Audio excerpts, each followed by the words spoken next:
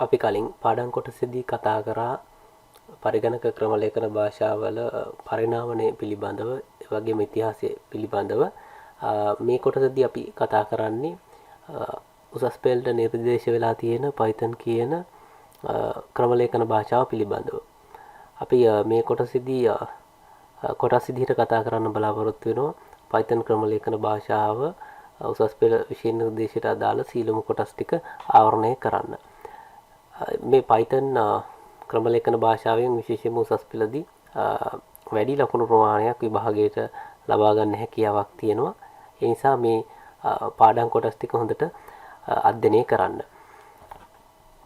අපි කලින් කොටසේදී කතා කරා ලෝකේ ගොඩක් ක්‍රමලේඛන භාෂාවල් තියෙනවා කියලා. ඉතින් අපි Python ක්‍රමලේඛන භාෂාවට අදාළ මූලික දේවල් සහ Python භාවිතා කරලා කොහොමද වැඩසටහනක් සකස ගන්න කියන එක පිළිබඳව අපි මෙතනදී කතා කරමු. Python කියන්නේ ක්‍රමලේඛන භාෂාවක්. ගොඩාක් ක්‍රමලේඛන භාෂාවල් ලෝකේ භාවිතා කරනවා. නමුත් Python කියන්නේ විශේෂ ක්‍රමලේඛන භාෂාවක්. ඒකට හේතු මොනවද කියලා අපි ඊළඟට බලමු. ඊට කලින් අපි මේ Python ක්‍රමලේඛන භාෂාවේ ආරම්භය ගැන පොඩ්ඩක් බැලුවොත් Python ක්‍රමලේඛන භාෂාව විශේෂයෙන්ම අයිති වෙන්නේ උසස් මට්ටමේ ක්‍රමලේඛන භාෂාවකට.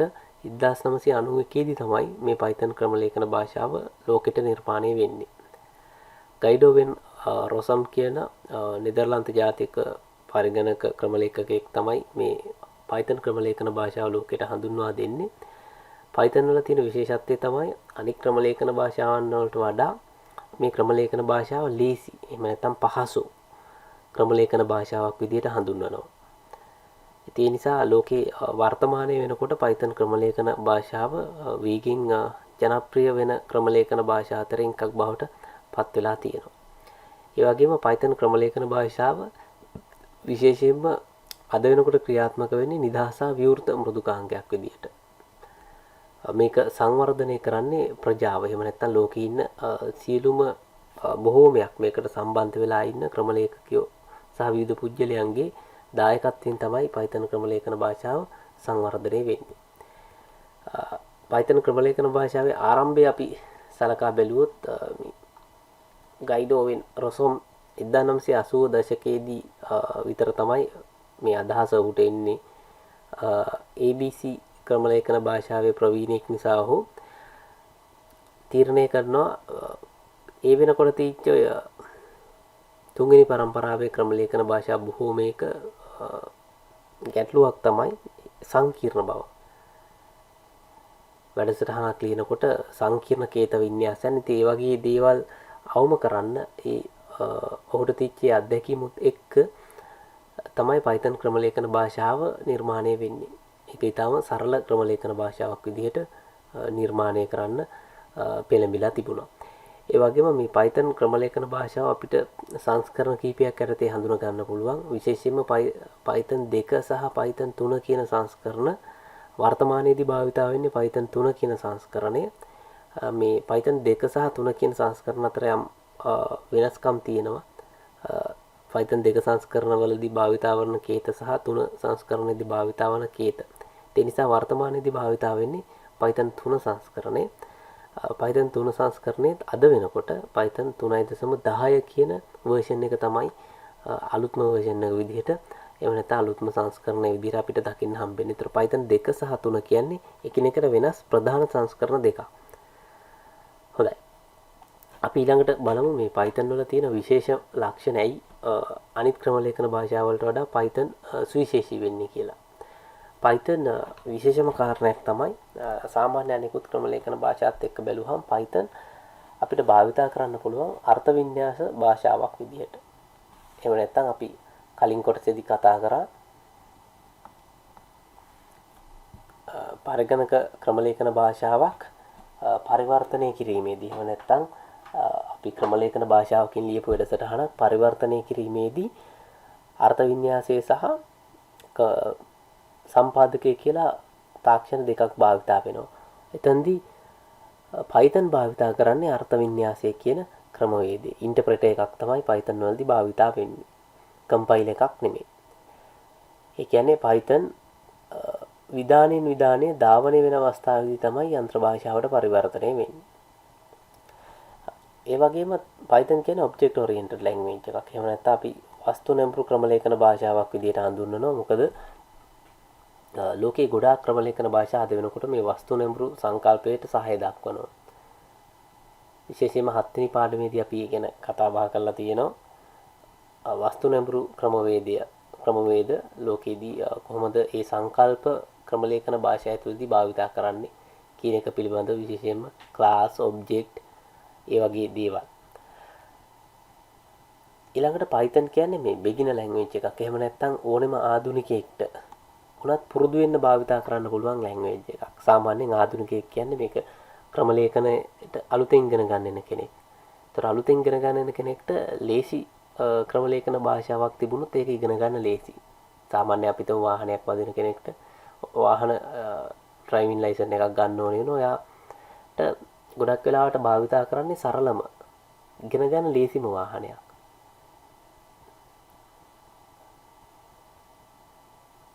එහෙම නැත්නම් සංකීර්ණ වාහනයක් නේ රෝද 10ක විතර ලොරියකින් ඩ්‍රයිවිං ඉගෙන ගන්න මං හිතන්නේ කවුරුවත් කැමතියි කියලා. සංකීර්ණ දෙයකින් ඉගෙන ගන්නවට වඩා සරල දෙයකින් ඒක ඉගෙන ගන්න ප්‍රවේශ වෙන එක ලේසි. ඉතින් Python කියන්නේ තන්නේ වගේ. පහසු වුණත් මේකෙන් ගොඩක් දේවල් කරගන්න පුළුවන් ක්‍රමලේඛන භාෂාවක්. easy to learn. Python ඉගෙන ගන්න ලේසි. ඊටාම ඉක්මනින් ඉගෙන ගන්න පුළුවන්. ක්‍රමලේඛන මේකේත හරි සරලයි නිසා ඉක්මනට ග්‍රහණය කරගන්න පුළුවන්. easy to read. Python වලින් ලියපු ප්‍රෝග්‍රෑම් එකක් අනිත් වැඩසටහන් වලට වඩා පහසුවෙන් කියව ගන්න පුළුවන්. සංකීර්ණ කේත වින්‍යාසයක් දකින්න නැති නිසා. easy to maintain. සංස්කරණය කරන්න, වෙනස් කරන්න. හදපු වැඩසටහනක් නැවත වෙනස් කරන්න ලේසි Python වල. Python වලින් ලියපු වැඩසටහනක් අපිට පහසුවෙන් වෙනස් කරන්න පුළුවන්. ඉතින් මේ වගේ Python වලදී බොහෝමයක් අපිට දේවල් තියෙනවා වෙනත් ක්‍රමලේඛන භාෂාවලට වඩා Python ක්‍රමලේඛන භාෂාවේ තියෙන සුවිශේෂී ලක්ෂණ.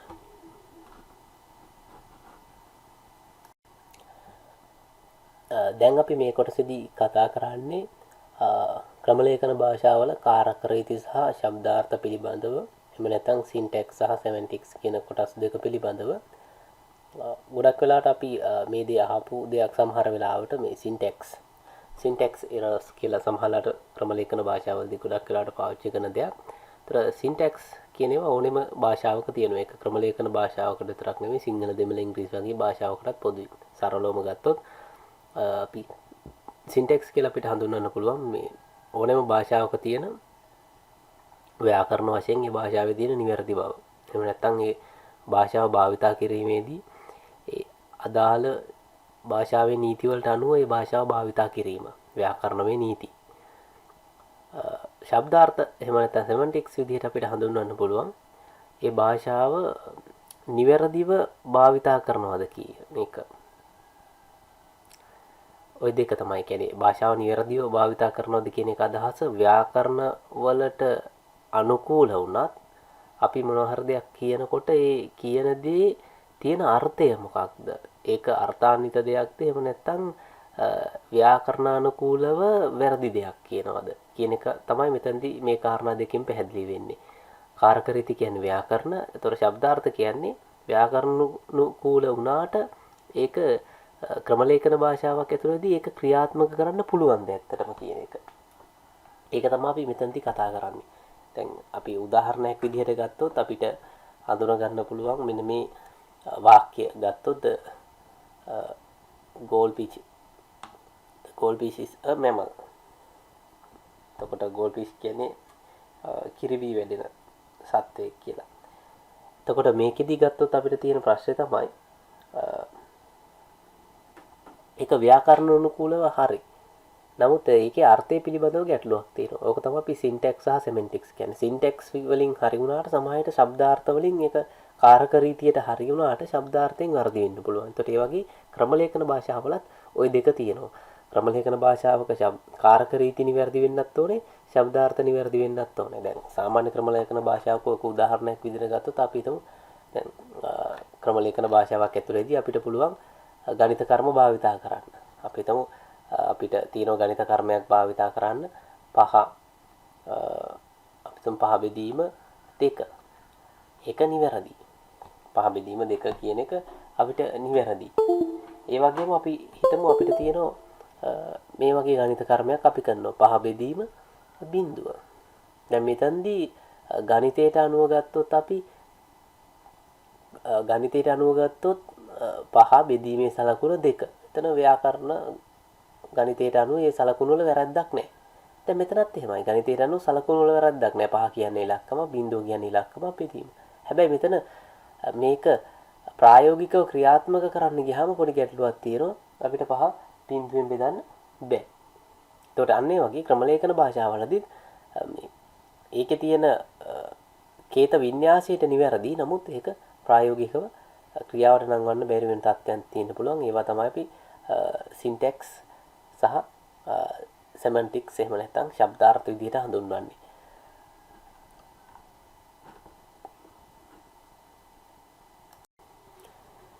දැන් අපි කතා කරන්නේ සංග්‍රහිත සංවර්ධන පරිසරය කියන එක පිළිබඳව IDE එක පිළිබඳව.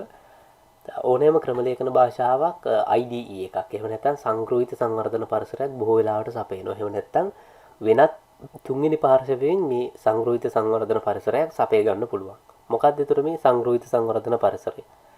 දැන් මේකෙන් අදහස් කරන්නේ අපිට පරිගණක වැඩසටහනක් හදනකොට ඒ වැඩසටහන ධාවනය කරන්න, ඒකේ තියෙන වැරදි හොයන්න, කේත වින්‍යාසයේ නිවැරදි බව බලා ගන්න. එතකොට ඒ වගේ මේ වැඩසටහන සේව් කරන්න, නැවත අපිට ඒක විවෘත කරගන්න පරිගණක වැඩසටහනක් හදනකොට ඒ අවශ්‍ය කරන අනිකුත් පහසුකම් ටික සපයන තැන තමයි Python ඕනෑම භාෂාවක සංග්‍රහිත සංවර්ධන පරිසරය කියන්නේ. ඒතර මේකෙන් ක්‍රමලේඛකයාට පහසුවක් සපයනවා වැඩසටහනක් සකසන එක. සමහරලාට අදාළ ක්‍රමලේඛන භාෂාවෙම මේක සපයනවා. එහෙම නැත්නම් තුන්වෙනි පාර්ශවයකින් අපිට සංග්‍රහිත සංවර්ධන පරිසරයක් අරන් ඒක ඇතුලේ අපේ පරිගණක වැඩසටහන සකස ගන්න පුළුවන්. සහ ඒකට අවශ්‍ය කරන පහසුකම් ටික ඒකේ ලබා දීලා තියෙනවා. ඒතර බොහෝමයක් ක්‍රමලේඛන භාෂා වල මේක අන්තර්ගත වෙලා තියෙනවා සංග්‍රහිත සංවර්ධන පරිසරය. අපිට Python වලදීත් සංග්‍රහිත සංවර්ධන පරිසරයක් තියෙනවා. ඒක අපි හඳුන්වන්නේ Python shell එක කියලා. Python shell එක කියන්නේ Python වලදී භාවිතා කරන සංග්‍රහිත සංවර්ධන පරිසරය. එතෙන්දී අපිට Python වලදී අපිට පහසුකම් ගොඩක් සපයනවා. මේවා මේ ෆයිල් වල ගිහිල්ලා අපිට අලුතෙන් ප්‍රෝග්‍රෑම්ස් හදන්න, සේව් කරන්න, පරණ ප්‍රෝග්‍රෑම් ඕපන් කරගන්න. ඊට පස්සේ මේ ඩිබග් යටතේ අපිට තියෙනවා අදාළ වැඩසටහන් වල වැරදි හොයාගන්න පුළුවන්, දෝෂ හොයාගන්න පුළුවන්, දෝෂ තියෙන ස්ථාන මොනවද කියලා බලා ගන්න පුළුවන්. ඒ වගේ බොහෝමයක් පහසුකම් මේ Python shell එක ඇතුළේ අපිට සපයලා තියෙනවා. ඒතර Python shell එක තුල අපිට Python වැඩසටහන් ධාවනය කරන්නත් හැකියාව තියෙනවා, වැරදි හොයාගන්නත් හැකියාව තියෙනවා. ඒකට තමයි අපි සංග්‍රහිත සංවර්ධන පරිසරයක් කියන්නේ.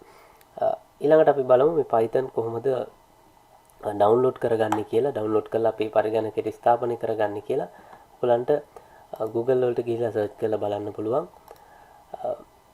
Python ක්‍රමලේඛන භාෂාව නොමිලේ ඩවුන්ලෝඩ් කරගන්න පුළුවන්. python.org වලට ගියාට පස්සේ python.org කියලා ඔයගලන්ට සර්ච් කරාම එන වෙබ් අඩවියට ගිහිල්ලා මෙතනින් අපිට Python ඩවුන්ලෝඩ් කරගන්න පුළුවන්. මෙතනදී Python වල විවිධ සංස්කරණ අපිට තියෙනවා. ඉතින් අලුත්ම සංස්කරණය ගත්තොත් 3.10 කියන සංස්කරණය අපිට ලබා ගන්න පුළුවන්.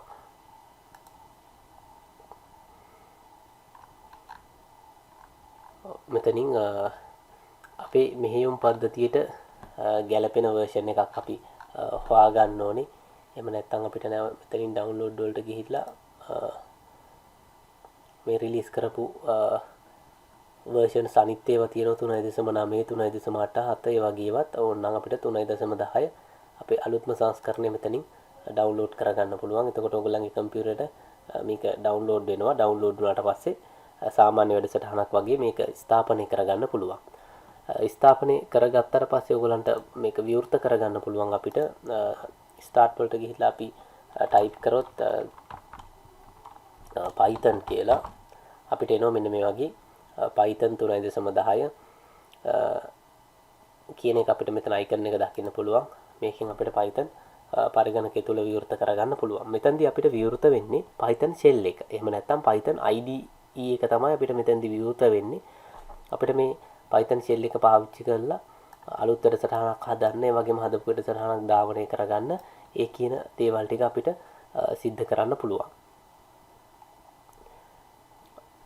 හොඳයි, අපි හිතමු දැන් කෙනෙක්ට කාට හරි මෙහෙම Python ඩවුන්ලෝඩ් කරගන්න අපහසුයක් හෝ මොනවා හරි ගැටලුවක් තියෙනවා නම් අපිට පුළුවන් මේ ඔන්ලයින් උනත් Python කේත ධාවනය කරගන්න හැකියාව තියෙනවා. ඒකට අපිට පුළුවන් ගොඩක් වෙලාවට අපිට පහසුම තැනක් තමයි ඔන්ලයින් විදිහට Python කේත සකසලා ධාවනය කරන්න. ඒතර පරිගණකය අවශ්‍ය නැහැ. මොබයිල් ෆෝන් එකකින් උනත් අපිට මේ වැඩේ කරගන්න පුළුවන්. අපිට තියෙනවා Google Colabs.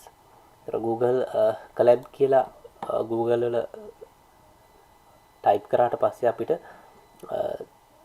Google collaboratory library එක එහෙම නැත්නම් Google collaboration කියන මේ සේවාව භාවිතා කරන්න පුළුවන්. එතකොට මෙතනට ගිහිල්ලා මේ Google Colab වල අපිට පුළුවන් අපේ කේත ධාවනය කරගන්න Python. එතනදී Python විතරක් නෙමෙයි බොහෝමයක් කේත අපිට Google Colab හරහා ධාවනය කරගන්න පුළුවන් ඔන්ලයින් ආකාරයට.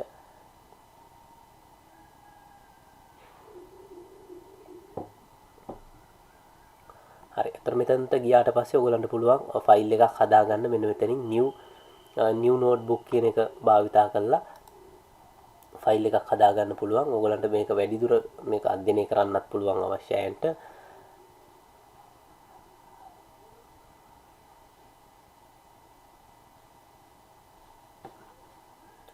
හරි. එතකොට මෙන්න මේ විදිහට ඔයගලන්ට මේ ටෙක්ස්ට් එඩිටර් එකක් නෝට්පෑඩ් වගේ ටෙක්ස්ට් එඩිටර් එකක් විවෘත වෙනවා. එතකොට මෙන්න මෙතන අපිට අවශ්‍ය කරන කේතය අපිටම Python විධානයක් මෙතන ටයිප් කරන්නම් print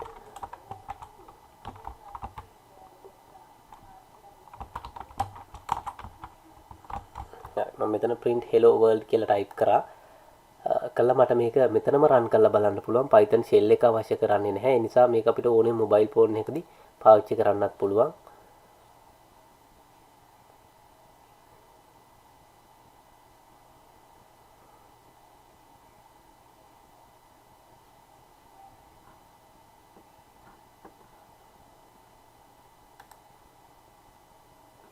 හොඳයි.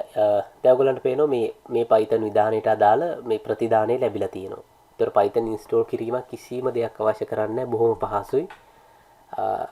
මේ Google Colabs භාවිතා කරන එක ඔයගලන්ට මේ ටික සේව් කරලා තියන්න පුළුවන් මෙතන. එහෙම නැත්නම් මේක ඔටෝමැටිකලි සේව් වෙනවා.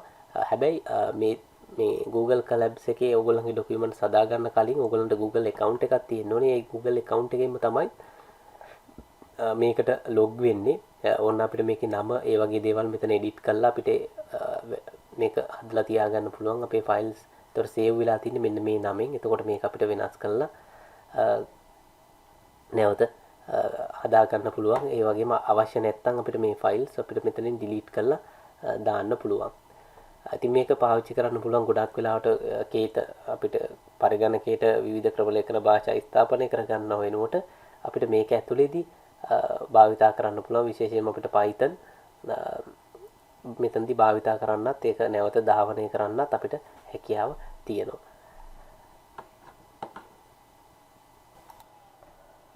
දැන් අපි බලමු Python shell එක ඇතුලේ අපිට කරන්න පුළුවන් දේවල්. Python shell එකේදී අපිට සාමාන්‍ය ගණිත කර්ම විසඳීම කරන්න පුළුවන්. එහෙම නැත්නම් සාමාන්‍ය කැල්කියුලේටර් එකක අපි ගණන් හදන විදිහට Python shell එක අපිට පාවිච්චි කරලා ගණන් හදන්න පුළුවන්. අපි දැන් මේ විදිහට Python shell එක අපි ඕපන් කරගත්තොත් අපිට මේක ඇතුලේ සාමාන්‍යයෙන් සරල ගණිත කර්ම කරන්න පුළුවන්. 10 ධන 20 කියලා ගෙවුවම අපිට 30යි කියන එක එනවා. හරි වගේ 50 බෙදීම 2 ඔය වගේ අපි දන්න සාමාන්‍ය ගණිත කර්ම ටික අපිට මේක ඇතුලේදී කරන්න පුළුවන්.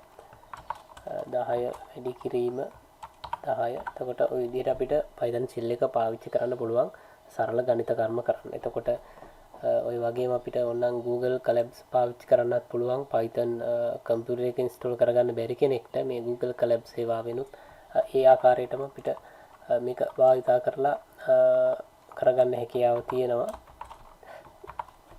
අතර මේ වගේ අපි අවශ්‍ය සංඛ්‍යාව මේ විදිහට ටයිප් කරලා මෙන්න මෙතන පොඩි ප්ලේ බටන් එකක් තියෙනවා. ප්ලේ බටන් එක අපි ක්ලික් කරන්න ඕනේ.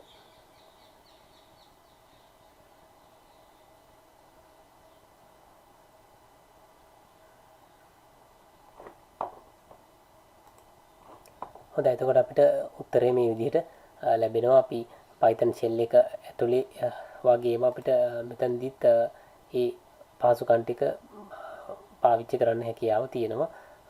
කම්පියුටර් එකක Python පාවිච්චි කරන්න බැරි කෙනෙක්ට. හොඳයි. ඊළඟට අපි බලමු මේ Python ක්‍රමලේඛන භාෂාවේදී එක සරල දෙයක්. ඉතින් මූලික ගණිත ක්‍රම ටික අපිට ඔක්කොම ඒකෙදි කරන්න පුළුවන්. විශේෂයෙන්ම අපි ගුණ කිරීම බෙදීම මේ මොඩියුල් කියන එකත් අපිට ඕනනම් අපි බලමු මොඩියුල් කියන්නේ මොකක්ද කියලා. ඒ කියන්නේ ඉතිරිය සංඛ්‍යාවක් බෙදුවහම මොඩියුල් කියන්නේ අපි දන්නවා සංඛ්‍යාවකින් බෙදුවහම ඉතිරිය තමයි එකෙන් හොයන්නේ. මොඩියුල් සඳහා අපි භාවිත කරනවා අපි හිතමු 10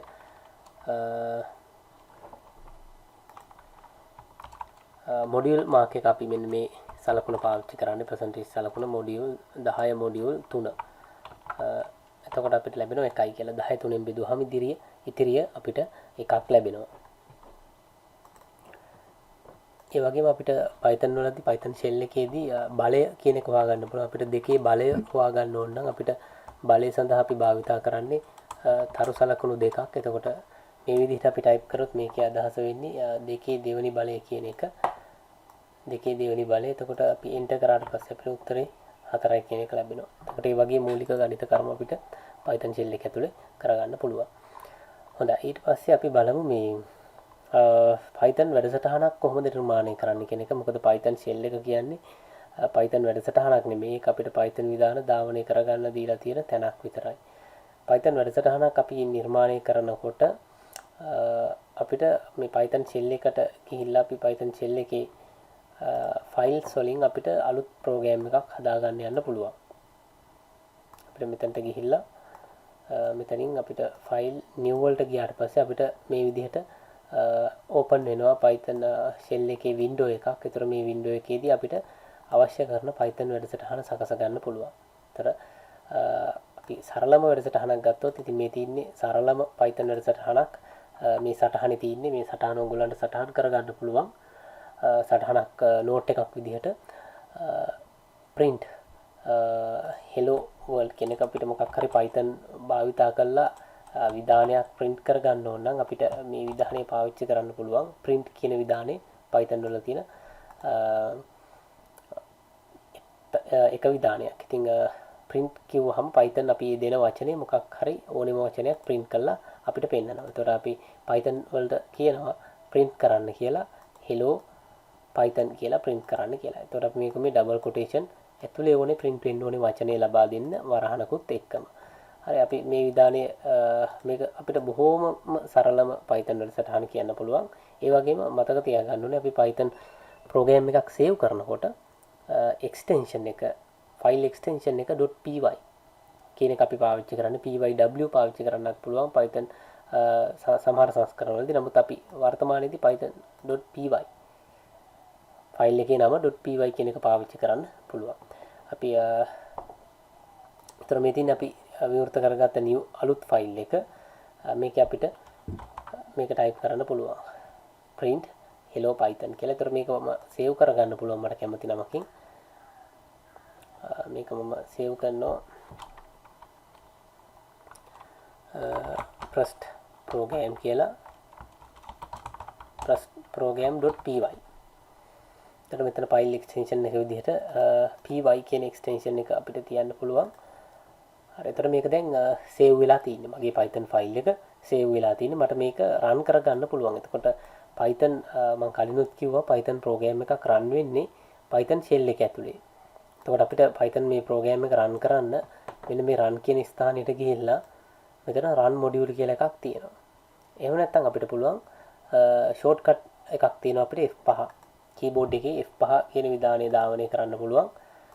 ওই විදිහට. එතකොට දැන් ඔයගලන්ට පේනවා අපි අර කලින් පාවිච්චි කරපු Python shell එක ඒක විවෘත වෙලා දැන් මේ තියෙන අපි අර කලින් හදපු ගාන කලින් Python shell එක විවෘත වෙලා ඒකෙම තමයි මේක run වෙලා පෙන්නන්නේ. එතකොට මම කිව්වා වැඩසටහනේදී print කරන්න කියලා hello python කියලා. එතකොට hello python කියන එක දැන් මෙතන print වෙලා තියෙනවා. ඉතින් මේ තියෙන්නේ සරලම බොහොම සරල Python වැඩසටහනක් තනි විධානයක් භාවිතා කරලා අපි හදපු Python වැඩසටහනක්. හරි අපි Python පිළිබඳව තවදුරටත් දීර්ඝ වශයෙන් කතා කරන්න කලින් අපිට මේ Python ක්‍රමලේඛන භාෂාවට ප්‍රවේශ වෙන්න කලින් දැනගන්න ඕනි දේවල් ටිකක් තියෙනවා. ඒ දේවල් ටිකත් අපි කතා බහ කරලා ඉවර වෙලා ඊට පස්සේ අපි Python codings වලට යමු. හොඳයි. දැන් ඕනෑම ක්‍රමලේඛන භාෂාවක තියෙනවා මේ භාෂාව වෙනුවෙන් වෙන් කරපු වචන ටිකක්. ඒවට අපි කියනවා මේ මූල වචන, එහෙම නැත්නම් මේ keywords, එහෙම නැත්නම් reserved word කියලාත් අපි කියනවා. මේවා භාෂාව සඳහා වෙන් කරපු වචන. එතකොට ඒවා අපිට කැමති විදිහක භාවිතා කිරීමේ හැකියාවක් නැහැ. මේක ඉතින් ක්‍රමලේඛන භාෂාවකට නෙමෙයි, මේක සාමාන්‍ය ලෝකේ තියෙන ඕනෑම භාෂාවකට පොදුයි. දැන් ඉංග්‍රීසි භාෂාවේ ගත්තොත් දැන් I miss කියලා අපි භාවිතා කරන ග්‍රැමර් සඳහා වෙන් කරපු වචන ටිකක් තියෙනවා. එතකොට ඒවා සාමාන්‍ය කෙනෙක්ගේ භාවිතය සඳහා කැමති විදිහට පාවිච්චි කරන්න බෑ. ඒකේ අදහස දැන් උදාහරණයක් විදිහට කාට හරි කෙනෙක්ට නම විදිහට ඒ වෙන් කරපු වචන පාවිච්චි කරන්න හැකියාවක් නැහැ. එහෙම කරන්නේ නැහැ කවුරුත්. දැන් උදාහරණයක් විදිහට අයින් කියලා කවුරුවත් උපැන්න සහතිකයට නම දාගන්නේ නැහැ නේ. is නේ he she ඒ විදිහට කවුරුවත් ඒවා අර තමන්ගේ කැමති ආකාරයට නේ කඩේකට කවුරුවත් එහෙම නමක් දාගන්න යන්නේ නැහැ. එතකොට අර සිංහල භාෂාවෙත් ඒ වගේ. ඒතර මම අපි නේ ඒ වගේ එහෙම වචන ඒ භාෂාව තුල තියෙන භාෂාවේ අන්තර්ගත දේවල්. එතකොට ඒ වගේ මේ ක්‍රමලේඛන භාෂාවකත් කැමති විදිහට භාවිතා කරන්න බැරි මේ භාෂාවේ නීති වලට අනුව පාවිච්චි කරන්න ඕනේ වචන ටිකක් තියෙනවා.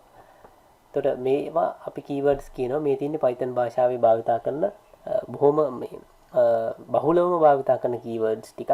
ඉතින් මේ ඔක්කොම මතක තියාගන්න බෑ. නමුත් මේ වචනේ දැක්කට පස්සේ keyword එකක් කියලා මතක තියෙන තත්ත්වයේ තිබුණා නම් ඇති Python වල මේක keyword එකක් කියන එක මොකද විභාගෙදී අපෙන් සමහර අවස්ථාවලදී එහෙම අහන්න හැකියාවකුත් තියෙනවා Python වල keyword එකක් එහෙම නැත්නම් මූල වචනයක් වෙන් කරන ලද වචනයක් නොවන්නේ මොකද්ද කියලා. ඒකට ඒ වගේ වෙලාවට අපි අර වචනේ දැක්කහම දැනගත්තා නම් හරි. මොකද අපි codings කරනකොට මේවා අපේ ඔළුවට එනවා. නිසා දැන් කටපාඩම් කරලා තියාගැනීමේ අවශ්‍යතාවයක් නැහැ. නමුත් අපි බහුලවම භාවිත කරන වචන ටිකක් තියෙනවා අපි Python වලදී. ඒ වචන ටික තමයි මෙතන තියෙන්නේ. ඉතින් විශේෂයෙන්ම අපි ඔය if එක එහෙම if කියන එක නේ ගොඩක් වෙලාවට පාවිච්චි කරනවා for දැන් loop වලදී පාවිච්චි කරනවා in elif else ඒ වගේ වචන විශේෂයෙන්ම return break ඒ වගේ අර def බහුලවම අපිට A level මට්ටමේදී භාවිතා කරන්න තියෙන වචන ටිකක් තමයි මම රවුන්ඩ් කරේ. නමුත් සමහර අවස්ථාවලදී අපිට මේ එක එක වචන එන්න හැකියාව තියෙනවා. ඉතින් මේවා අපි දැනගන්න ඕනේ Python වල keyword එකක් එහෙම නැත්නම් මූල වචනයක් කියලා. අපි වචනයක් අපි type කරොත්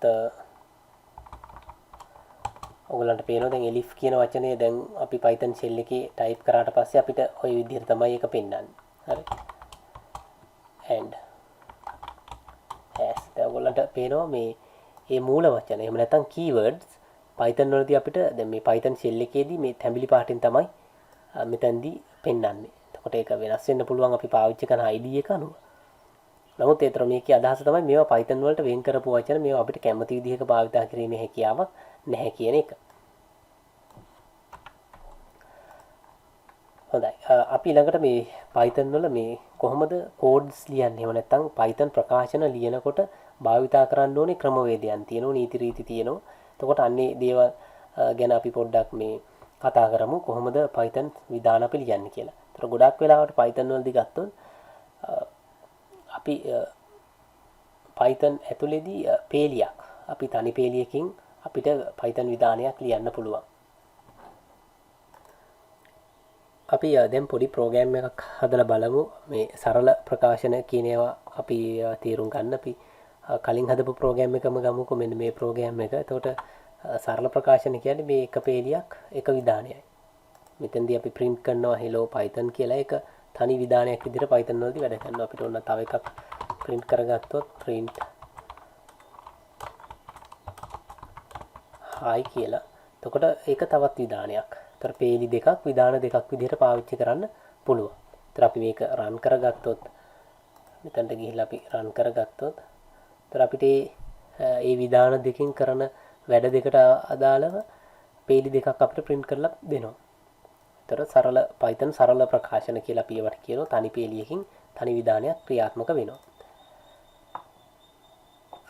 එතකොට හැබැයි මෙන්න මේකට ව්‍යතිරේකයක් එනවා. මෙන්න මේ explicit line joining කියන අවස්ථාවෙන් අපිට මෙන්න මේ වගේ තනි විධානයක් තනි පේලියයි තනි විධානයයි කියන එකට වඩා මෙතනදී අපිට වෙනසක් එනවා. අපි හිතමු පේලි දෙකක් තනි විධානයක් විදිහට වැඩ කරන අවස්ථාවක් තියෙනවා. ඒ කියන්නේ ඒකේ අදහස තමයි අපිට Python වලදී එක පේලියක් එක තැනකින් නතර කරලා අපිට ඊළඟ පේලිය එතන ඉඳන් ක්‍රියාත්මක කරන්න පුළුවන් දැන්. මම එකට වෙන සරල උදාහරණයක් ගන්නම්. මම ලියනවා a සමානයි 10යි b සමානයි 20යි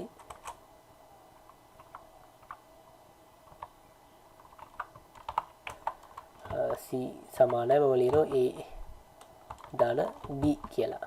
එතකොට මෙතන ගානක් මම හදලා තියෙන්නේ. ඊළඟට මම කියනවා print c කියලා. එතකොට c ගියාගේ අපිට print වෙන්න ඕනේ. c ගියාගේ අපිට print වෙන්න ඕනේ.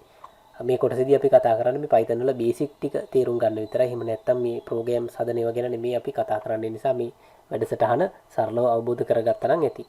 අපි මේක run කරොත් අපිට 30 කියන එක print වෙනවා. 30 කියන එක print වෙනවා. හරි. shell එකේ අපිට 30 කියන එක print වෙනවා. එතකොට දැන් මේ අපි මෙතන මේ explicit line joining වලදී කතා කරේ මෙන්න මේ අනුලක්ෂණයත් එක්ක backslash අනුලක්ෂණයත් එක්ක අපිට පේලි දෙකක් සම්බන්ධ කරගන්න පුළුවන් තනි පේලියක් විදිහට. පේලි දෙකක් තනි පේලියක් විදිහට සම්බන්ධ කරගන්න පුළුවන්. කොහොමද අපි ඒක කරන්නේ? අපි මම මෙන්න මෙතන ගැහුවොත් backslash එක ගහලා මම මේක වෙන පේලියකට දානවා.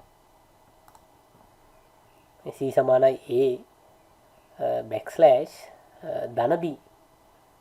එතකොට මම ඒක වෙන පේලියකට දානවා. එතකොට මේක එක පේලියක්, මේක එක පේලියක්. හැබැයි මේක පේලි දෙකක් වුණාට ඒක තනි විධානයයි. ඒතර මෙන්න මේ අනුලක්ෂණයෙන් කරන්නේ ඊළඟට තියෙන පේලියත් මේකටම එකතු කරගන්නවා. ඒත් අපිට අර උත්තරේ වෙනවා 30 කියන උත්තරේම එනවා. අපිට දෝෂයක් එන්නේ නැහැ. හරි. එතකොට ඒකට අපි කියනවා explicit line joining කියලා. එතකොට Python වලදී එහෙම භාවිතා කරන්නත් පුළුවන්. සරල විධාන තනි පේලියේ තියෙන විධාන අපිට ඔය විදිහට කඩලා පාවිච්චි කරන්නත් පුළුවන්. හරි. ඊළඟට අපි යනවා මේ implicit line joining කියලා අවස්ථාවට. එතකොට ඒකත් Python වල භාවිතා වෙන එක අවස්ථාවක්. සමහර ලාවට අපිට මේ square brackets, curly brackets සහ parentheses එහෙම නැත්නම් මේ brackets පාවිච්චි කළා පේලි කිහිපයක තියෙන දත්ත වුණත් තනි පේලියක් විදිහට පාවිච්චි කරන්න හැකියාවක් තියෙනවා. පේලි කිහිපයක තියෙන දත්ත වුණත් අපිට තනි පේලියක් විදිහට පාවිච්චි කරන්න අවස්ථාවක් තියෙනවා. දැන් මෙතනදී ගත්තොත් y සමානයි 8, x සමානයි 5, මේ b සමානයි 40. එතකොට මෙන්න මේ වරහන් දෙකෙන් තමයි මේක තනි පේලියක් විදිහට දක්වන්නේ. මේ ආරම්භක curly brackets දෙකෙන්. එතකොට අපිට ওই විදිහට y සමානයි ඔය වගේ මේ curly bracket දෙක ඇතුලේ ඕනෑම තරම් පේලි ප්‍රමාණයක් පාවිච්චි කරන්න පුළුවන්. එතකොට මෙතන ඉඳන් මෙතන දක්වා තනි පේලියක් විදිහට Python සලකනවා. එතකොට හැබැයි ඒම අපිට හැමතිස්සෙම පාවිච්චි කරන්න බෑ. විශේෂයෙන්ම list tuple dictionary වගේ හදන අවස්ථාවලදී අපිට ඒක පාවිච්චි කරන්න පුළුවන්. අපි ඒ ගැන ඒ කොටසදී කතා කරමු. එතකොට දැනට මතක තියාගන්න ඕනේ අපිට මේ implicit සහ explicit කියන මෙන්න මේ අවස්ථා දෙක අපි මතක තියාගන්න ඕනේ. ඒතර මේ විදිහට අපිට පේලි දෙකක් මෙන්න මේ අනුලක්ෂණේ පාවිච්චි කරලා තනි පේලියක් කරගන්න පුළුවන්. ඒ වගේම අපිට මේ curly brackets, square brackets පාවිච්චි කරලා පේලි ගොඩක් තනි පේලියක් විදිහට පාවිච්චි කරන්න හැකියාවක් තියෙනවා. ඒකට ඒ කාරණේ මතක තියාගන්න ඕනේ. සහ ඊළඟට ඒ වගේම වැදගත් එකක් තියෙනවා අපිට එකම පේලියක විධාන කීපයක් භාවිතා කරන්නත් Python කේතවලදී හැකියාව තියෙනවා. ඒතර අපි මේ තාම කතා කරන්නේ Python මේ කේත වින්‍යාසයන් පවතින්න පුළුවන් ආකාරය. මොකද Python codes ටික අපි දැනගන්න ඕනේ. code එකක් programming වලට යන්න කලින් මේ codes ලියන ක්‍රම ටික දැනගෙන ඉන්න එපා. එතකොට ඒකයි අපි මේ basic දේවල් ටික කතා කරන්නේ. එතකොට සමහර ලාවට අපිට Python විධානයක් කීපයක් තනි පේලියක පාවිච්චි කරන්නත් පුළුවන්. දැන් මෙන්න මේ වගේ ගත්තොත් y සමානයි 20යි. ඒකට මෙන්න මේ semicolon කියන අනුලක්ෂණය පාවිච්චි කරනවා. semicolon කියන එක පාවිච්චි කරලා අපිට එක පේලියක විධාන ගොඩක් ලියන්න පුළුවන්. ඒතර දැන් y සමානයි 20යි කියන්නේ එක විධානයක්. print y කියන්නේ එක විධානයක්. ඕනම් මට මෙතන තව semicolon එකක් දාලා print කලින් ලියුවා වගේ හායි ඒ වගේ එකක් පුළුවන්. එතකොට එකම පේලියක අපිට විධාන ලියන්න හැකියාවක් තියෙනවා. අපි ඒක මේ ප්‍රෝග්‍රෑම් එකට අරගෙන බලමු.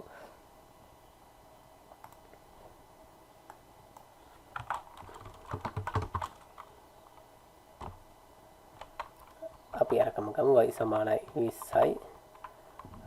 මෙතන සෙමිකෝලන් එක මම ටයිප් කරනවා. ඊට පස්සේ මම ලියනවා print y ව print කරන්න කියලා. ඒතර මේ විධාන දෙකක් විදිහට අරගත්තොත් පේලි දෙක තියෙනවා. අපි ඒක රන් කරොත් අපිට ගැටලුවක් නැහැ 20 print වෙනවා. දැන් මම මෙතනදීම තව විධානයක් ටයිප් කරොත් මෙතන සෙමිකෝලන් එක දාලා මම ටයිප් කරනවා print hi කියලා. හරි. එතකොට මම මේක සේව් කරලා මම මේක රන් කරනවා. හරි. එතකොට ගැටලුවක් ඉන්නේ ප්‍රෝග්‍රෑම් එක වැඩ කරනවා. ඒතකොට අපිට මේ අවුට්පුට් දෙකක් විදිහට එන 20 සහ hi පේලි දෙකක එන්නේ. නමුත් අපි මෙතන තනි පේලියක ලියලා තියෙන්නේ. ඒතර තනි පේලියක ලියනවා නම් විධානයක් ඉවර වෙච්ච ගමන් අපි අනිවාර්යෙන් සෙමිකෝලන් සලකුණ දාන්න ඕනේ. ওই විදිහට ලියන්නත් පුළුවන්. ඒතර කේත වින්‍යාසය කොහොමද හැදෙන්න ඕනි කියන එක තමයි අපි මෙතනදී කතා කරේ. හොඳයි. ඊළඟට අපි කතා කරමු මෙන්න මේ සංයුක්ත ප්‍රකාශන ගැන. සංයුක්ත ප්‍රකාශන. ඒතර Python වලදී මේ සංයුක්ත ප්‍රකාශන කියලා දෙයක් තියෙනවා. ඒකේ අදහස තමයි කිසියම් ප්‍රකාශනයක් තනි පේලියකින් ඉවර වෙන්නේ නැහැ. එහෙම නැත්නම් ඒ Python කේතයේ ප්‍රතිදානය ලැබෙන්න විධාන ගොඩක් තියෙනවා. ඒ Python මොකක් හෝ යම් Python වලින් ප්‍රතිදානයක් ලබා ගන්න අපිට තනි පේලියක් දෙකක් පාවිච්චි කරන්න බෑ. පේලි කීපයක් කේත ලියුවාට පස්සේ ඒකෙන් තමයි තනි ප්‍රතිදානයක් එන්නේ. ඒ වගේ සංයුක්ත ප්‍රකාශනයක් තමයි මෙන්න මේක.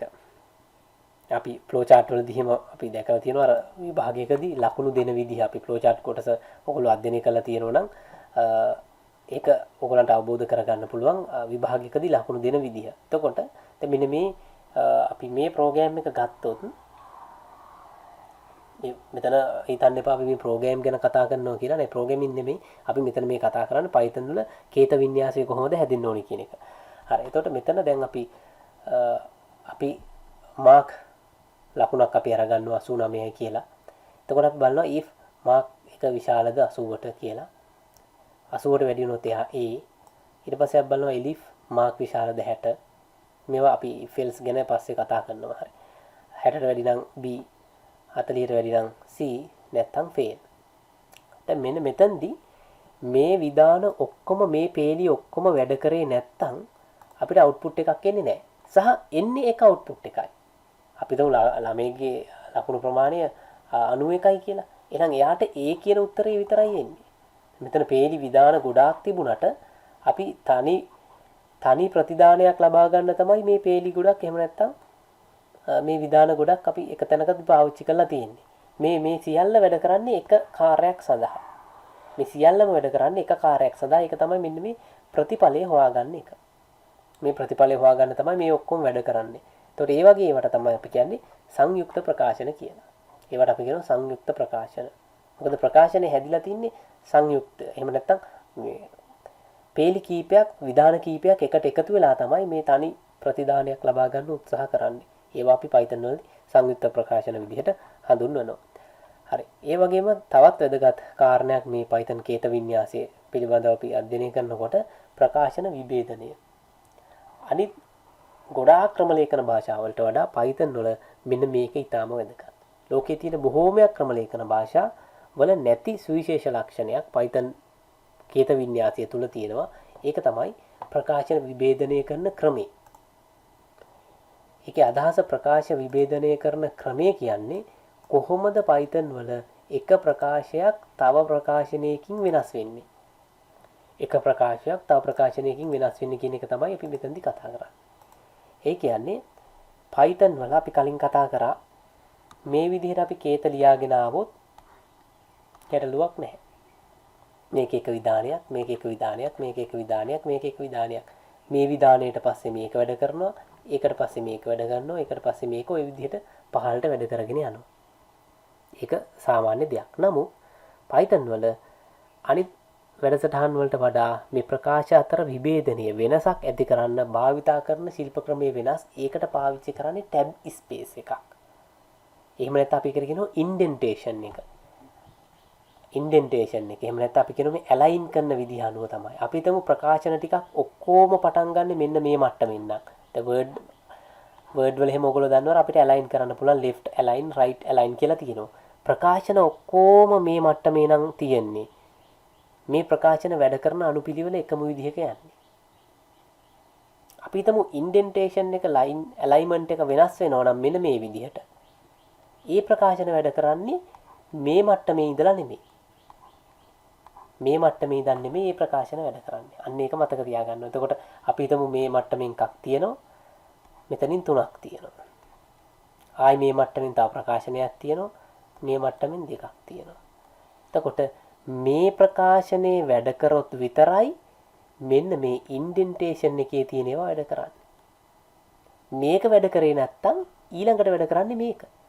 ඒක වැඩ කරොත් මේ දෙක වැඩ කරනවා.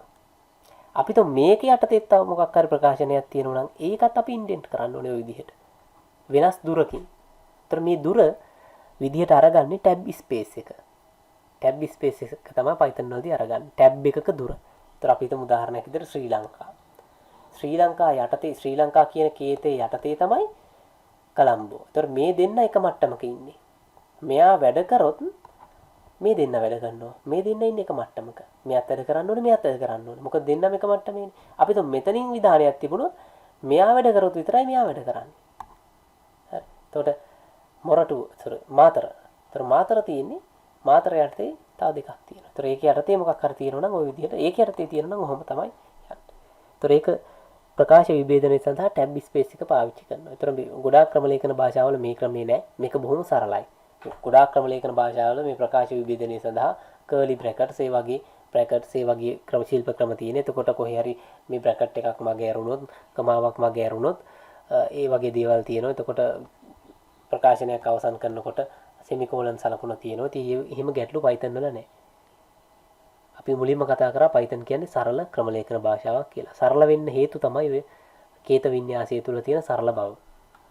හරි. ඒතර මේ තින්නේ අපි මේ වගේ ලියපු සරල පොඩි වැඩසටහනක්. අපි හිතමු උදාහරණයක් විදිහට මම ගන්නවා a සමානයි 7යි. if a විශාලයි නම් b a විශාල වුණොත් විතරයි මෙයා වැඩ කරන්නේ. මෙන්න මේ ඉන්ඩෙන්ට් එක මෙතන තියන්න ඕනේ. මෙයා යටතේ තව එකක් වැඩ කරන්න ඕන නම් ඒක මෙතනින් ඕනේ ලියන්න. else. එතකොට මේ if මේ ප්‍රකාශනයයි මෙයයි එක මට්ටමේ ඉන්නේ. if මේක වුණොත් මෙහෙමයි නැත්තම් මේක print කරන්න. එතකොට මෙයා යටතේ ඉන්න කෙනා මෙහෙම ඉන්නවා. අපි තව මෙතනින් පස්සේ මොකක් හරි ලියන්න ඕන නම් අපි ඒක මෙතනින් ලියන්න ඕනේ මේ විදිහට. කේත ටික වැඩ කරන්නේ ওই විදිහට. හොඳයි. ඊට පස්සේ මේ Python කේත වින්‍යාසය පිළිබඳව අධ්‍යයනය කරනකොට තවත් වැදගත් කාරණයක් තමයි comments. එහෙම නැත්නම් විවරණ. එහෙම නැත්නම් මේවට කියනවා කේත විස්තර. කේත විස්තර. කේත විස්තර කියලා කියන්නේ අපි දන්න ගොඩක් වෙලාවට HTML CSS වගේ දේවල් ඔයගොල්ලෝ මේ වෙනකොට ඉගෙනගෙන තියෙනවා. ඒ නිසා කේත විස්තරයක් කියලා කියන්නේ අපි ලියන මොකක් හෝ ක්‍රමලේඛන භාෂාවට අයිති කේතය තුළ අපිට විවිධ දේවල් පිළිබඳව පැහැදිලි කිරීම. එහෙම නැත්නම් ඒ කේතේ මොකක් සඳහාද මේ කේත කොටස තියෙන්නේ කියලා අපිට කේතේ ඇතුලේ යම් යම් පැහැදිලි කිරීම කරන්න පුළුවන්. හැබැයි එතකොට අපිට එන ප්‍රශ්නයක් මොකද්ද? අපිට අවශ්‍ය විදිහට වචන පාවිච්චි කරන්න බෑ ක්‍රමලේඛන භාෂාවක් ඇතුලේ. එතකොට ඒවා කම්පයිල් එකෙන් වැරදි විදිහට අඳුන ගන්නවා. ඒ නිසා මේ කේත විස්තර කියන ඒවා කම්පයිලර් මගේ අරලා යනවා. ඒවා කම්පයිල් කරන්නේ අපි වැඩසටහනට. ඒතර Python වලදී කේත විස්තර සඳහා භාවිතා කරන්නේ එකම ක්‍රමයයි තියෙන්නේ. හැෂ් සලකුණ දාලා මොකක් හරි දෙයක් ලියුවොත් ඒක කම්පයිලර් එහෙම නැත්නම් ඉන්ටර්ප්‍රෙටර් Python වල ඉන්ටර්ප්‍රෙටර් ඒක මගේ අරලා යනවා. Python වලදී ඒක මගේ අරලා යනවා. එතකොට අපිට Python කේතයක් ඇතුලේ ඕනෙම තැනක මේ සලකුණු දාලා ඕනෙම දෙයක් ලියන්න පුළුවන්. හැබැයි ඒක එතකොට print වෙන්නේවත් වැඩ කරන්නේවත් අඩුම තරමේ කම්පයිල් වෙන්නේවත් නෑ. ඒක මේ වැඩසටහන සංවර්ධනය කරන අයගේ පහසුව සඳහා විවිධ කාරණා ඇතුළත් කරන්න පාවිච්චි කරන්න පුළුවන්. අපි ගත්තොත් අපි අර කලින් හදපු වැඩසටහන අපි මේක ඇතුලේ අපි ලිව්වොත් මට ලියන්න ඕනේ මේ ප්‍රෝග්‍රෑම් එක හදපු කෙනාගේ නම උඩ. කවුද මේ ප්‍රෝග්‍රෑම් එක හැදුවේ කියලා. හරි. ඒතර මම ලියනවා අපි තුමු මේ ප්‍රෝග්‍රෑම් එක හැදුවේ MRC කියලා. හරි. MRC තමයි මේ ප්‍රෝග්‍රෑම් එක හැදුවේ. එතකොට එහෙනම් මම මේක රන් කරන්න ගියොත් error එකක් එනවා. unexpected indent. හරි. එතකොට එහෙම මොකක් හෝ error එකක් එනවා. මෙතන මම ටයිප් කරනවා ඒ වෙනුවට මෙන්න හැෂ් සලකුණ ටයිප් කරනවා. දැන් ප්‍රෝග්‍රෑම් එක කලින් විදිහටම වැඩ කරනවා. අපිට කැමති තරමක් ওই විදිහට හෑෂ් සලකුණු ඇතුළත් කරලා ඕනි දෙයක් ඇතුළත් කරන්න පුළුවන්. එතකොට ඒ සියල්ල වැඩ කරනවා. ඒවා කම්පයිල් එකෙන් මග අරිනවා. හොඳයි අපි මේ කොටසේදී කතා කරන්න බලාපොරොත්තු වෙන්නේ වේරියබල්. එහෙම නැත්නම් විචල්්‍ය පිළිබඳව. ක්‍රමලේඛන භාෂා ගත්තාම ඕනෑම පරිගණක ක්‍රමලේඛන භාෂාවක් තුළ වේරියබල් කියන ඒවා පාවිච්චි කරනවා විචල්්‍යයක්. ඒතර විචල්්‍ය කියන එකේම අර්ථය තමයි වෙනස් වෙනවා කියන එක. එතකොට මොනවද වෙනස් වෙන්නේ? අපි දන්න ඕනෑම පරිගණක වැඩසටහනක් තුළ යම් දත්ත ගබඩා කරගන්න ඕනි. එහෙම නැතුව කිසිම දත්තයක් භාවිතා නොකරන පරිගණක වැඩසටහන් නැහැ. දැන් උදාහරණයක් විදිහට ගත්තොත් අපි භාවිතා කරන අපි හිතමු අපි බැංකුවකට යනවා කියලා. එතකොට බැංකුවකට ගියාම අපි බැංකු පොත අපි අරගෙන යනවා. එතකොට ඊතර බැංකුවේ ඉන්න කෙනා අපේ ගිණුම විවෘත කරගන්න අපේ බැංකු පොතේ තියෙන අපේ ගිණුම් අංකය එයාගේ පරිගණක වැඩසටහන තුළ ටයිප් කරන්න ඕනේ. ටයිප් කරාට පස්සේ ඒක සර්ච් වෙනවා. සර්ච් කළා එයා අපේ ගිණුම විවෘත කරගන්නවා. ඊතර එතනදී තව කෙනෙක් එනවා.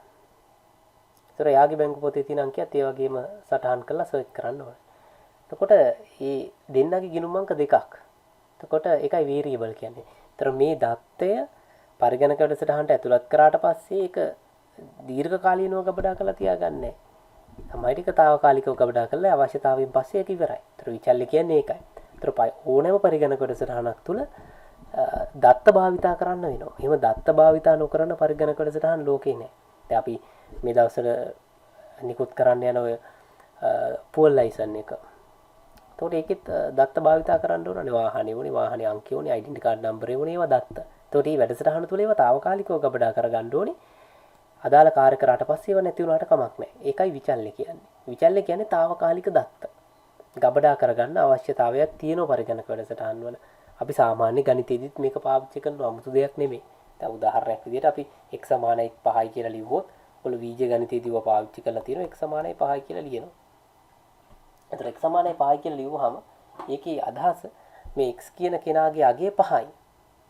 x කියන කෙනාගේ අගය 5යි. ඒතර අන්න ඒ වෙලාවට අපි කියනවා මේ x කියන්නේ විචල්්‍ය. x කියන්නේ විචල්්‍යේ නම 5 කියන්නේ මෙයාගේ අගය. 5 කියන්නේ මෙයාගේ අගය. අපි ඔක සරල දෙයක් මම ලිව්වොත් a = 5යි කියලා. a කියන්නේ විචල්්‍යයේ නම 5 කියන්නේ යාගේ ඒ වෙලාවේ අගය.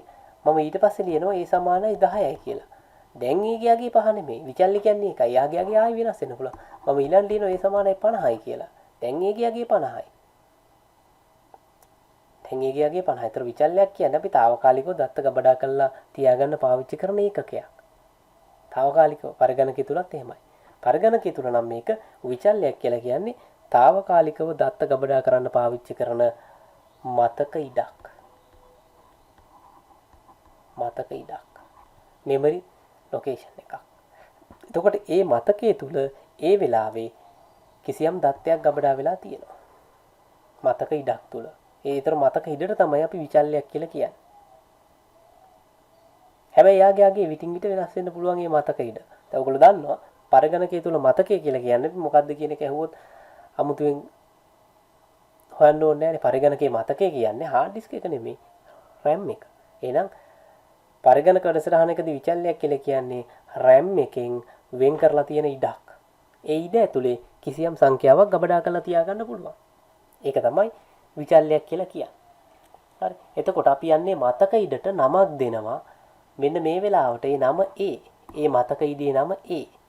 අපිට කැමති විදිහට යාට නමක් දෙන්න පුළුවන් ABC ඕනෑම ක්‍රමලේඛන භාෂාවක පරිගණක විචල්්‍ය හදන්න පුළුවන්. ඒ විචල්්‍යයන්ට නම් දෙන්න පුළුවන්. අපි බලමු ඊළඟට මේ විචල්්‍යයක ලක්ෂණ මොනවද කියලා. විචල්්‍යයක පළවෙනිම ලක්ෂණය තමයි විචල්්‍යයක අගයන් වෙනස් වෙන්න පුළුවන්. වෙනස් විය හැකියි. ඒකනේ ඒකට විචල්්‍යයක් කියන්නේ. විචල්්‍යයක් කියන්නේ ඒකේ අංක විචල්්‍යයි. චල්‍යන ඒක නියත නැහැනේ. විචල්්‍යයි. වෙනස් වෙනවා. වෙනස් වෙන්න පුළුවන්. හරි. විචල්්‍යයකට නමක් ලබා දෙන්න පුළුවන් අපිට. නමක් ලබා දෙන්න පුළුවන්. ඒක තමයි අපි ඔය දිනේ a = 50යි, x = 40යි, ඔහොම ABCD ඕකට කැමති නම් දෙන්න පුළුවන්. සාමාන්‍ය බීජ ගණිතයත් අප පාවිච්චි කරනවනේ ඒවා. ඒ වගේම විචලනයක සෑම විටම තියෙන්නේ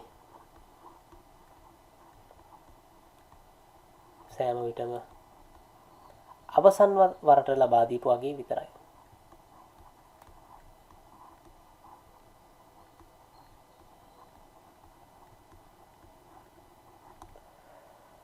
විචලනයක තියෙන්නේ හැමතිස්සෙම අන්තිමට දීපු එක. දැන් අර අපි උදාහරණයක් ගමුකෝ x සමානයි 10 දෙනවා, x සමානයි 20 දෙනවා, x සමානයි දැන් 50යි. දැන් අවසානට x ගියාගේ මොකද්ද කියලා හෙව්වොත් 50යි. x ගියාගේ 50යි. හරි. x ගියාගේ 50යි. ඒතර ඒ වගේ විචලනයක හැම වෙලාවෙම අවසාන වරට දීපු වගේ තමයි දෙන්නේ. හරි. එතකොට අපි දැන් බලමු මේ Python ක්‍රමලේඛන භාෂාවට අදාළව විචලනයකට නමක් දෙනකොට පාවිච්චි කරන්න ඕනේ නීති මොනවද? නීති ටිකක් තියෙනවා. සාමාන්‍ය අපිට බීජ ගණිතයේදී අපි ලියනවා x සමානයි 10යි, y සමානයි 20යි, එහෙමම z සමානයි එහෙම පුළුවන්. නමුත් Python ක්‍රමලේඛන භාෂාවේදී විචල්යක් භාවිතා කරනකොට ඒකට බලපාන නීති ටික මොනවද? මේක ක්‍රමලේඛන භාෂාවෙන් ක්‍රමලේඛන භාෂාවට විචල්‍ය වලට බලපාන නීති වෙනස්. විචල්‍යයකට බලපාන නීති වෙනස්. ඒතර විචල්‍යයක නමක් දෙනකොට Python වලදී අපිට ඒ නම සඳහා පාවිච්චි කරන්න පුළුවන් නීති ටිකක් තියෙනවා. අපිට ඉංග්‍රීසි අක්ෂර පාවිච්චි කරන්න පුළුවන්. හරි. ඉංග්‍රීසි අක්ෂර අපිට පුළුවන් simple a to z, capital A to z පාවිත කළ හැකියි. භාවිත කළ හැකියි. ඔන්න පළවෙනි නීතිය.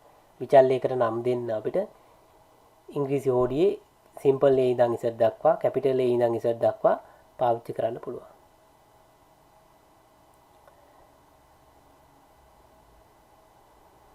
ඊළඟට අපිට පළවෙනි අකුර සම්බන්ධයෙන් නීතියකුත් තියෙනවා. විචල්‍යයක පළවෙනි අකුර. අපි තුන් විචල්‍යයක් මම දෙනවා කියලා මාක් කියලා. මාක්. ඒතර මෙන්න මේ පළවෙනි අකුර. මෙන්න මේ පළවෙනි අකුර සම්බන්ධයෙන් නීති තියෙනවා.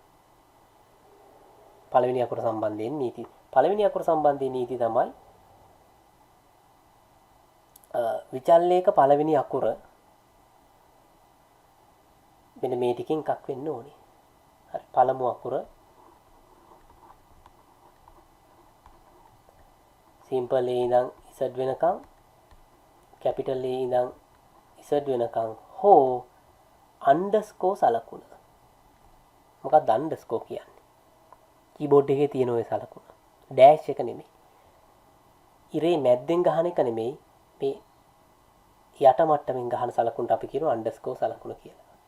එතකොට ඒක පාවිච්චි කරන්න පුළුවන් පළවෙනි අකුරට. පළවෙනි අකුරට ඒක පාවිච්චි කරන්න පුළුවන්. ඊළඟ කාරණේ පළවෙනි අකුර හැර ඉතුරු ඒවට. පළවෙනි අකුර හැර ඉතුරු ඒවට නීතිය තව වෙනස් වෙනවා. හරි. පළමු අකුර හැර ඉතිරි අක්ෂර සඳහා පළමු අකුර හැර ඉතිරි අක්ෂර සඳහා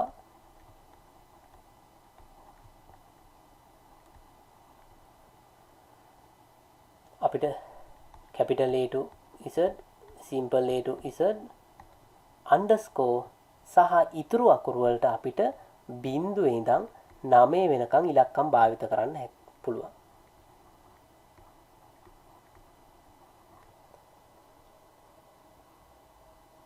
මැද අකුරු වල වෙනුවට අපිට බිංදුවේ ඉඳන් 9 දක්වා ඉලක්කම් ටික පාවිච්චි කරන්නත් පුළුවන්. සහ මෙතන බැරි දෙයක් තියෙනවා. ඒක තමයි අපිට underscore සලකුණ හැර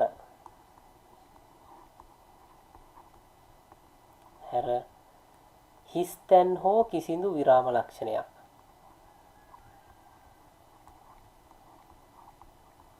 වෙනත් සංකේත භාවිතා කළ නොහැක. භාවිතා කරන්න බෑ. එහෙනම් Python variable name එකක භාවිතා කරන්න පුළුවන් එකම අක්ෂරය එකම සලකුණ underscore සලකුණ විතරයි. හිස්තැන් හෝ ඩොලර් ඒ වගේ ඒවා ප්‍රතිශත ඩොලර් සලකුණ ප්‍රතිශත සලකුණ පෝඩ් ස්ලෑෂ් බ්ලැක් මොකුත් පාවිච්චි කරන්න බෑ. ඒ විචල්‍යයක නමක් දෙනකොට. ඒ විචල්‍යයක නමක් දෙනකොට ওই නීති රීති ටික බලපානවා. දැන් අපි බලමු මේ උදාහරණ කීපයක් නිවැරදි විචල්්‍ය නම් ටිකක් අපි ලියන්නේ කොහොමද කියලා. විචල්්‍යයකට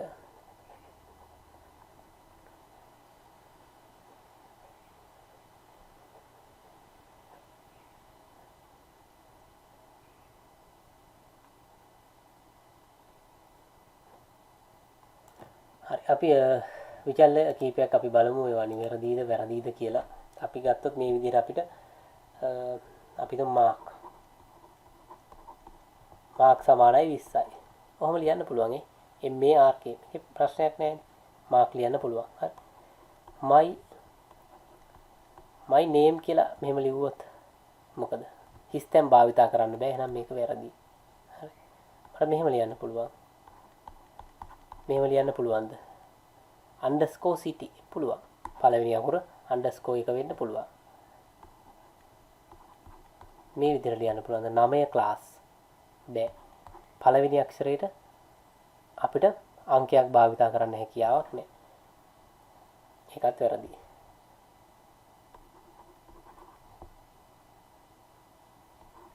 මේ විදිහට ලියන්න my class පුළුවන්. කිසිම ගැටලුවක් නැහැ. මේ විදිහට ලියන්න පුළුවන් my city.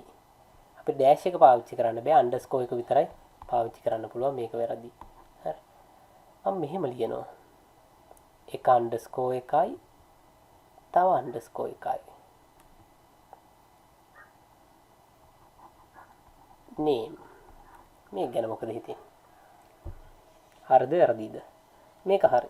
පළවෙනි අකුරට underscore එක පාවිච්චි කරන්න පුළුවන්. ඊටු අකුරු ඕනේ එක underscore එක පාවිච්චි කරන්න පුළුවන්. ඒතර මේක නිවැරදි. හරි. ඒ වගේ කල්පනා කරලා බලන්න ඕනේ අපි විචල්්‍යයකට නමක් දෙනකොට අපිට නිවැරදි මේ නීති ටික අනුගමනය කරන්න අපි උත්සාහ කරන්න ඕනේ. ඒ විචල්්‍යයක නම ගැන විතරයි අපි කතා කරන්නේ. ඊළඟට අපි කතා කරනවා විචල්්‍ය ඇතුලේ ගබඩා කරන්න පුළුවන් දත්තේ මොකද්ද? විචල්්‍ය ඇතුලේ ගබඩා කරන්න පුළුවන් දත්තේ මොකද්ද? ඒ කියන්නේ අපි මෙතෙක් කතා කරේ මේ කොටසේදී අපි හිතමු මම විචල්්‍යයක නම ලියනවා x කියලා. x කියන්නේ නමනේ. මෙන්න මේ නමේ නීති ටික තමයි අපි කතා කරේ. සමානයි මේක ඇතුලේ දත්තයක් දෙනවානේ. මොන මම 20 කියලා දුන්නා. x සමානයි 20 කියලා දුන්නා. එතකොට මෙන්න මේකට තමයි අපි කියන්නේ දත්තය කියලා. දැන් අපි මෙතනදී කතා කරන්නේ මෙන්න මේ දත්ත වලට තියෙන නීති මොනවද? ඒ දත්ත වලට තියෙන නීති නිර්වචනය කරන්නේ data type වලින්. දත්ත ප්‍රරූප වලින් තමයි ඒක නිර්වචනය කරන්නේ. විචල්්‍යයක් ඇතුලේ ගබඩා කරන්න පුළුවන් දත්ත මොනවද කියලා නිරූපණය කරන්නේ data types වලින්. අපි ඒවට කියනවා data types කියලා. data types අපි සමහරලාට SQL වගේ පාඩම් වලදී කතා කරලා තියෙනවා. විචල්්‍යයක් ඇතුලේ ගබඩා කරන්න පුළුවන් දත්ත වර්ග අනුව data types හැදෙන්නේ. විචල්්‍යයක් ඇතුලේ ගබඩා කරන දත්තවල ස්වරූපය කෙසේද? අන්න ඒක අනුව data types හැදෙනවා. විචල්්‍යයක් ඇතුලේ ගබඩා කරන්නේ ඉලක්කම්ද, අක්ෂරද, වෙනත් දෙයක්ද? අන්න ඒක අනුව data types Python වල තියෙනවා. SQL දන්න ළමයි, SQL වල වැඩ කරලා තියෙන ළමයි දන්නවා. අපි SQL වල විචල්්‍යයක් හදන්නේ උදාහරණයක් විදිහට මම එකක් ලියන්නම් int int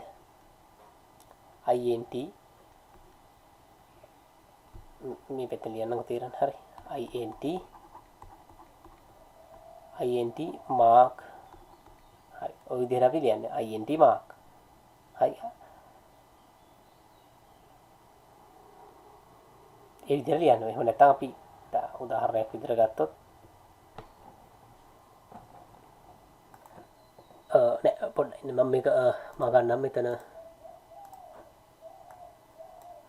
අපි දැන් මේ SQL ගැන පොඩ්ඩක් කතා කරන්නේ SQL වල කොහොමද data type එකක් හදන්නේ කියලා. හරි අපි තුමු name කියලා name ඊට පස්සේ මේ තියෙන විචල්්‍ය නම. හරි මේ SQL වල විචල්්‍ය නම ඊට පස්සේ data type එක. උදාහරණයක් විදිහට වර්චා. හරි අකුරු කීයද? අකුරු 50යි. ඔහොමනේ අපි data මේ විචල්්‍යයක් නිර්වචනය කරේ SQL වලදී. මේ SQL වල විචල්්‍යයක් නිර්වචනය කරපු විදිහට. එතකොට එතනදී වෙන්නේ මොකද්ද? හැමතිස්සෙම අපි විචල්්‍යයක නම දෙනකොට data type එක කියන්න ඕනේ. ඒතර වර්චා කියලා දැම්මහම මේ නේම් කියන විචල්‍යය තුල ගබඩා කරන්න පුළුවන් මේකේ අදහස අකුරු විතරයි. ඉලක්කම් ගබඩා කරන්න බෑ. ඉලක්කම් ගබඩා කරන්න බෑ ඒක ඇතුලේ. තොර නේම් කියන විචල්‍යය ඇතුලේ ගබඩා කරන්න පුළුවන් අක්ෂර විතරයි. ඉලක්කම් ගබඩා කරන්න බෑ. හැබැයි Python වලත් ඒ වගේම තමයි. Python වලත් data types තියෙනවා. Python වලත් data types තියෙනවා. හැබැයි Python වල මේ තියෙන data types තිබුණට එතන පරිශීලකයාට එක සහනයක් දීලා තියෙනවා. හැම data type එකම මොකක්ද කියලා පරිශීලකයා තීරණය කරන්න ඕනේ නැහැ. පරිශීලකයා තීරණය කරන්න ඕනේ නැහැ. උදාහරණයක් විදිහට ගත්තොත් දැන් මම ලකුණු කියන එක ගබඩා කරන්න ඕන නම් SQL වලදී මම ලියන්න ඕනේ mark ලකුණු මම ගබඩා කරන්න පාවිච්චි කරන්නේ integer int අංක 3කින්. කොහොම තමයි නිර්වචනය කරන්න ඕනේ. නමුත් Python වල එහෙම නැහැ. Python වල මේ මට ලියන්න පුළුවන් mark සමානයි මට ලකුණු දෙන්න පුළුවන්. අපි තමු ලකුණු 20යි කියලා. මෙන්න මේක ඕනි කරන්නේ නැහැ. data type එක ඕනි කරන්නේ නැහැ. එහෙනම් කවුද data type එක තීරණය කරන්නේ? ඒක තීරණය කරනවා Python වලින්. ඒක පරිශීලකයෙන් ඉවත් කරලා තියෙනවා. ඒකයි ක්‍රමලේඛන භාෂාව පහසුයි කියන්නේ. 20 කියන්නේ පූර්ණ සංඛ්‍යාවක්. එහෙනම් මෙයාගේ data type එක automatically Python හරවනවා int වලට. integer වලට. හැබැයි Python වල data types තියෙනවා නැත්තේ නෑ. අපි හිතමු උදාහරණයක් විදිහට මම දෙනවා name සමානයි සමාන කියලා. එහෙනම් Python බලනවා මොකද්ද මෙයා ගබඩා කරලා තියෙන දත්තය සමාන. එහෙනම් මේකේ data type එක හරවනවා vircha කියලා එකක් Python වල නැහැ. Python වල තියෙන්නේ string කියලා එකක්. අපි හිතමු එයා ඒක string වලට හරවනවා. string වලට හරවනවා. හරි. එතකොට අපි මේ සරල උදාහරණයක් ගත්තේ වෙනත් භාෂාවක් එක්ක Python වල මේ data types කියන එක අපි සංසන්දනය කරලා බැලුවේ වෙනත් භාෂාවක් එක්ක. ඒතකොට අපි මෙතනදී සංසන්දනය කරේ SQL එක්ක. එතකොට SQL වගේ භාෂාවලදී විශේෂයෙන්ම අනිකුත් ක්‍රමලේඛන භාෂාවලදී data type එක පරිශීලකයා තීරණය කරන්න ඕනේ. Java වලදී උනත් විශේෂයෙන්ම එතකොට C# වලදී උනත් ඒක පරිශීලකයා තීරණය කරන්න ඕනේ. නමුත් Python වලදී පරිශීලකයෙන් ඒක ඉවත් කරලා තියෙනවා. පරිශීලකයට පහසුවක්. හරි. එතකොට data types Python වලදී විශාල ප්‍රමාණයක් භාවිතා වෙනවා. ඒ කියන්නේ විචල්‍යයක් ඇතුලේ ගබඩා කරන්න පුළුවන් දත්ත වර්ග ගොඩක් තියෙනවා. විචල්‍යයක් ඇතුලේ ගබඩා කරන්න පුළුවන් දත්ත වර්ග ගොඩක් තියෙනවා. data types දත්ත ප්‍රරූප අපි සිංහලෙන් කියන්නේ දත්ත ප්‍රරූප. හොඳයි. එතකොට මේ ප්‍රරූප මෙන්න මේ chart එකෙන් එහෙම නැත්නම් මේ දූරාවලියෙන් ඕගලන්ට බලා ගන්න පුළුවන් මොනවද Python වල තියෙන data types. මේව වර්ග කිරීමක් තියෙන්නේ මේ අන්තිමට තියෙන data types ටික. හරි. numbers කියලා data type එකක් Python වල නැහැ. නමුත් ඒ වර්ග කිරීම sequence, set types, mapping කියලා ප්‍රධාන වර්ග තුනක් තියෙනවා. numbers, sequence, set type සහ mapping කියලා. sequence කියන්නේ අනුක්‍රමණය. කියන්නේ ගොඩක් එකම විවිධ වර්ගවල data ගොඩක් එකම data type එකක අන්තර්ගත ඒවා. ඒතර data types numbers ඒ කියන්නේ සංඛ්‍යා ගබඩා කරා ගන්න වෙනම data types තියෙනවා. sequences කියන්නේ අනුක්‍රමණය. කියන්නේ අනුපිළිවෙලින් data ගොඩක් තියෙනවා. set සහ mapping කියලා විශේෂ වර්ග දෙකකුත් තියෙනවා. ඒතර numbers කියන data type ප්‍රධාන කොටස් කීපයකට බෙදෙනවා. integral ඒ කියන්නේ පූර්ණ සංඛ්‍යා. real දශම සංඛ්‍යා, complex සංකීර්ණ සංඛ්‍යා කියලා සංඛ්‍යා data type ප්‍රධාන කොටස් තුනකට බෙදෙනවා. මේවා data types නෙමෙයි මේවා බෙදෙන ක්‍රම. මෙන්න තියෙන data types ටික. Python වල integer කියලා data type එකක් තියෙනවා. එහෙම නැත්නම් අපි ඒක හඳුන්වනවා int කෙටියෙන්. int boolean කියලා data type එකක් තියෙනවා.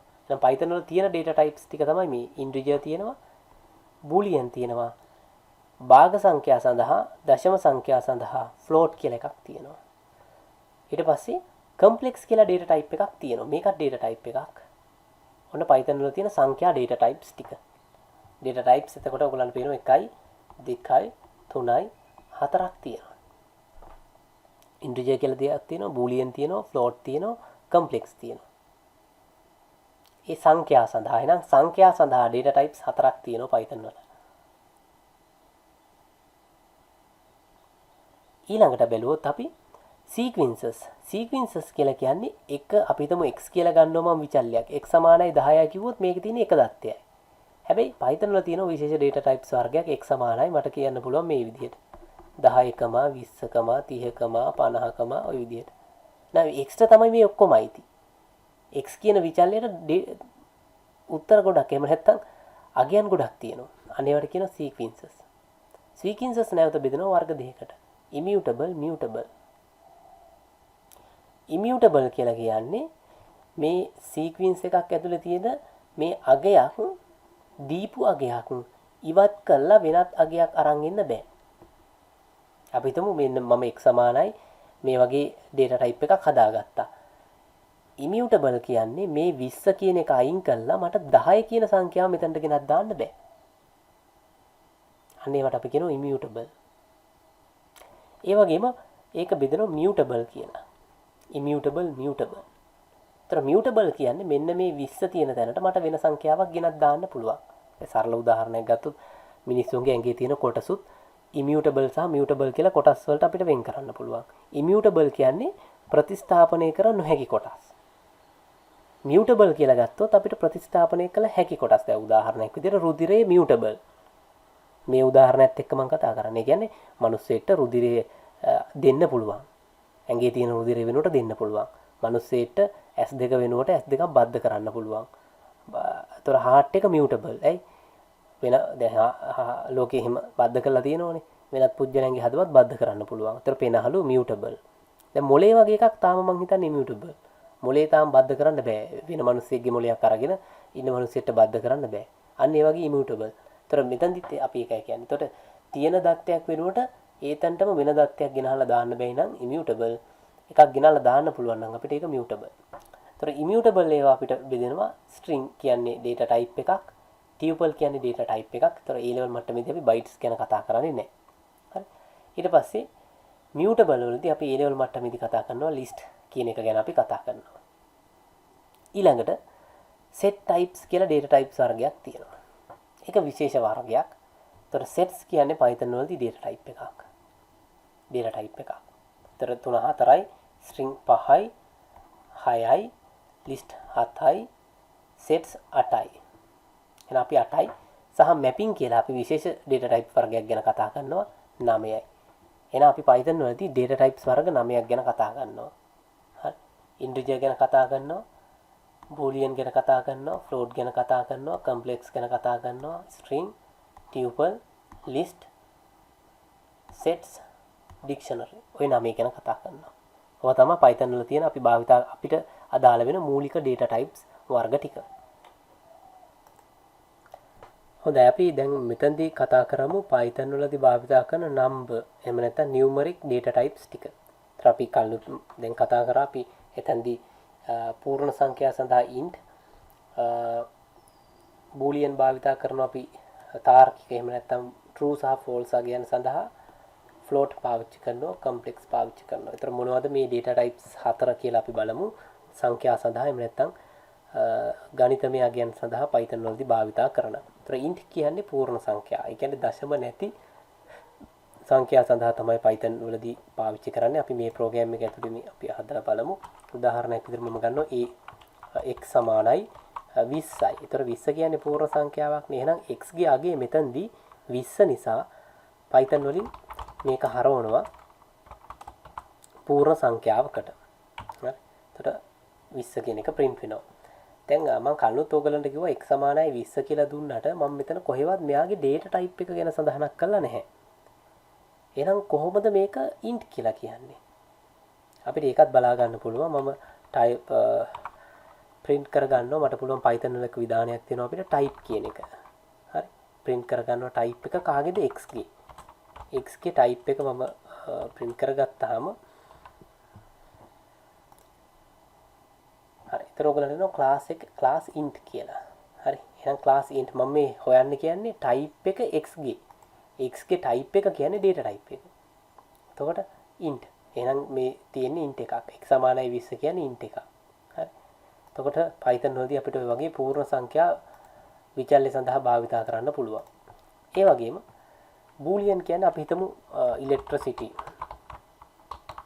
electricity සමානයි මම ලියනවා true. ඒතර අන්න ඒ වගේ true the false දාගයන් දෙකක් විතරක් තියෙන ඒවා තියෙන්නේ. එක්ක electricity වලට අගයන් දෙකයිනේ තියෙන්නේ. දැන් මෙතනදී x ට ගොඩක් අගයන් තියෙන්න පුළුවන් නම් අපි දන්නේ නැහැ x ට මොනවද තියෙන අගයන් කියලා. x ට අනන්ත දක්වා අගයන් එන්න පුළුවන්. ධන හෝ ඍණ පූර්ණ අගයන්. ඒ electricity අපි දන්නවා අවස්ථා දෙකයි. එක්ක තියෙනවා එක්ක නැහැ. ගොඩක් වෙලාට දෙන්නේ නැහැනේ. හරි. කොයි වෙලාවක හරි සමහරලාට තියෙනවා. ඒතකොට ඒ වගේ එකක් අපිට එහෙම පුළුවන්. ඒතර මම ලිව්වොත් print කරන්න කියලා කාවද electricity කියන එක print කරන්න කියලා කිව්වොත් මම මේ අවස්ථා දෙකම ගන්න මම ලියන මුලින්ම print කරන්න කියලා විචල්්‍යයේ නම මොකද්ද? විචල්්‍යයේ නම electricity. විචල්්‍යයේ නම electricity. එහෙනම් electricity කියන එක මුලින්ම print කරන්න ඕනේ. ඊට පස්සේ print කරන්න ඕනේ electricity ගේ data type එක. type කියන්නේ ඒකනේ. එතකොට ඔක මම run කරොත් F5 ගහලා save කරන්න කියනවා save කළා. හරි. ඒතර මුලින්ම print වෙනවා true කියලා. ඇයි? electricity එකට මම දැන් දීලා තියෙන value එක මොකද්ද? true. මතක තියාගන්න ඒකේ t එක capital දෙන්න ඕනේ. true. එහෙනම් electricity ගේ value එක දැන් true තියෙනවා. සහ data type එක අන්න bool. ඒ කියන්නේ boolean. boolean කියන එක. හරි. ඊට පස්සේ අපි ගමු තව එකක් float කියන්නේ අපි කතා කරා float කියන්නේ දශම. Python වලදී ඕනෑම දශම සංඛ්‍යාවක් සඳහා float විතරයි පාවිච්චි වෙන්නේ.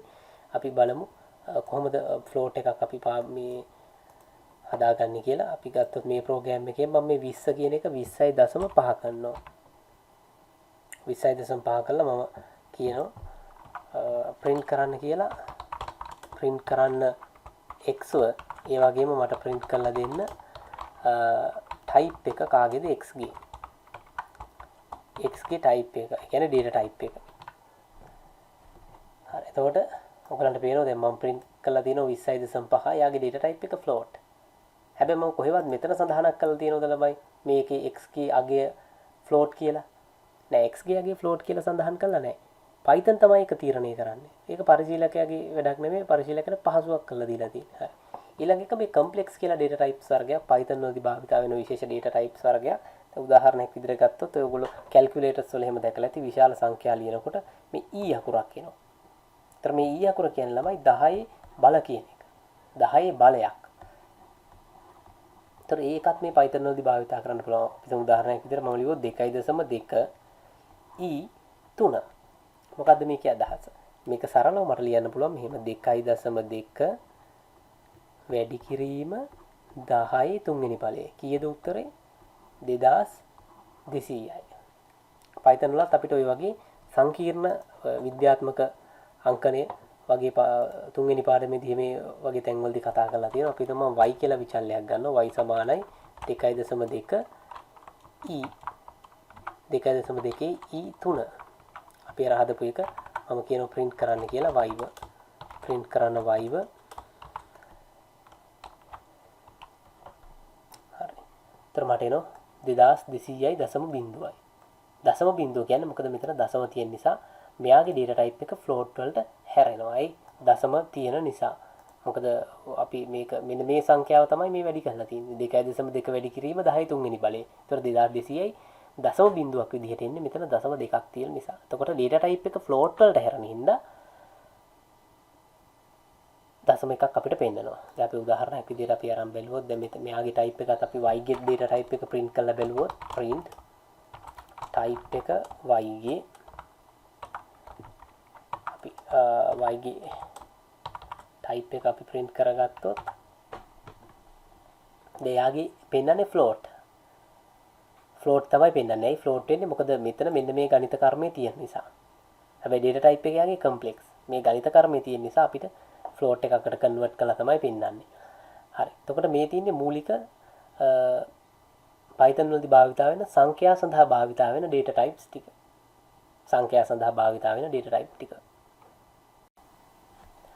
හොඳ අපි මේ කතා කරපු මේ කොටසත් එක්ක ඒ කියන්නේ සංඛ්‍යා data types එක්ක අපි පොඩි Python program එකක් හදලා බලමු. අපි විචල්යන් කීපයක් අරගෙන ඒ වගේ අපිට මේක සමානයි 10යි y සමානයි 20යි c සමානයි අපි 2.5යි x සමානයි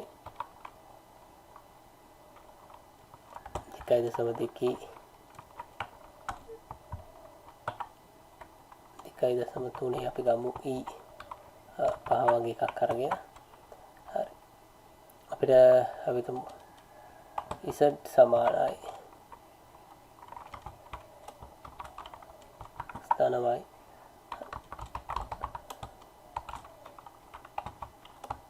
print z ඊට පස්සේ අපි ගන්නවා තව එකක් ගමු k සමානයි c ධන x print k සරල වැඩසටහනක් නිකන් අපි මේක හදලා බලමු උත්තරයක් අපිට එනවද කියලා. උත්තරේ වගේ උත්තරයක් අපිට එනවා. මොකද ලොකු උත්තර දෙකක් එන්නේ.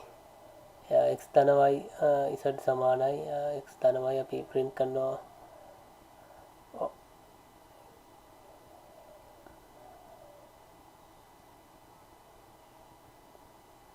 k සහ අපි z print කරලා තින්නේ. එතකොට k සමානයි c ධන x වෙනවනේ. මෙතනදිත් x එතකොට x කියන්නේ මෙතන ලොකු සංඛ්‍යාවක්. ඒ නිසා තමයි මේ ලොකු ඉලක්කම් දෙකක් ඇවිල්ලා තින්නේ. මේ විශාල සංඛ්‍යාවක් මේක.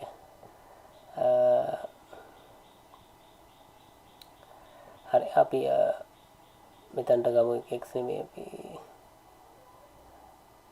මෙන්න මෙයා වෙනස් කරමු වගේ v කියලා අපි වෙනස් කරමු. එතකොට උත්තරේ වෙනස් වෙනවා. එතකොට 30යි කියන්නේ x y 10 20යි 30යි. ඊට පස්සේ අපි මෙතනට අරගන්නේ k ට ගන්නේ c ධන x. එතකොට c කියන්නේ x කියන්නේ 10යි c කියන්නේ 2.4යි. එතකොට 12.4යි.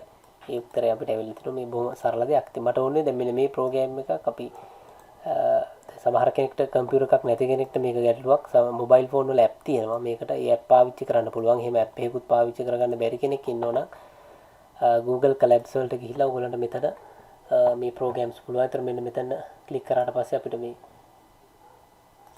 මේකේ අලුත් ප්‍රෝග්‍රෑම් එකක් මෙන්න මෙතනින් අපිට අලුත් කෝඩ් එකක් ගන්න පුළුවන්. එතකොට මේ කෝඩ් එකට ගිහිල්ලා මම මේ කෝඩ් එක මෙතන ටයිප් කරොත් මේ කොටස මෙතනින් රන් කරලා අපිට බලන්න පුළුවන්.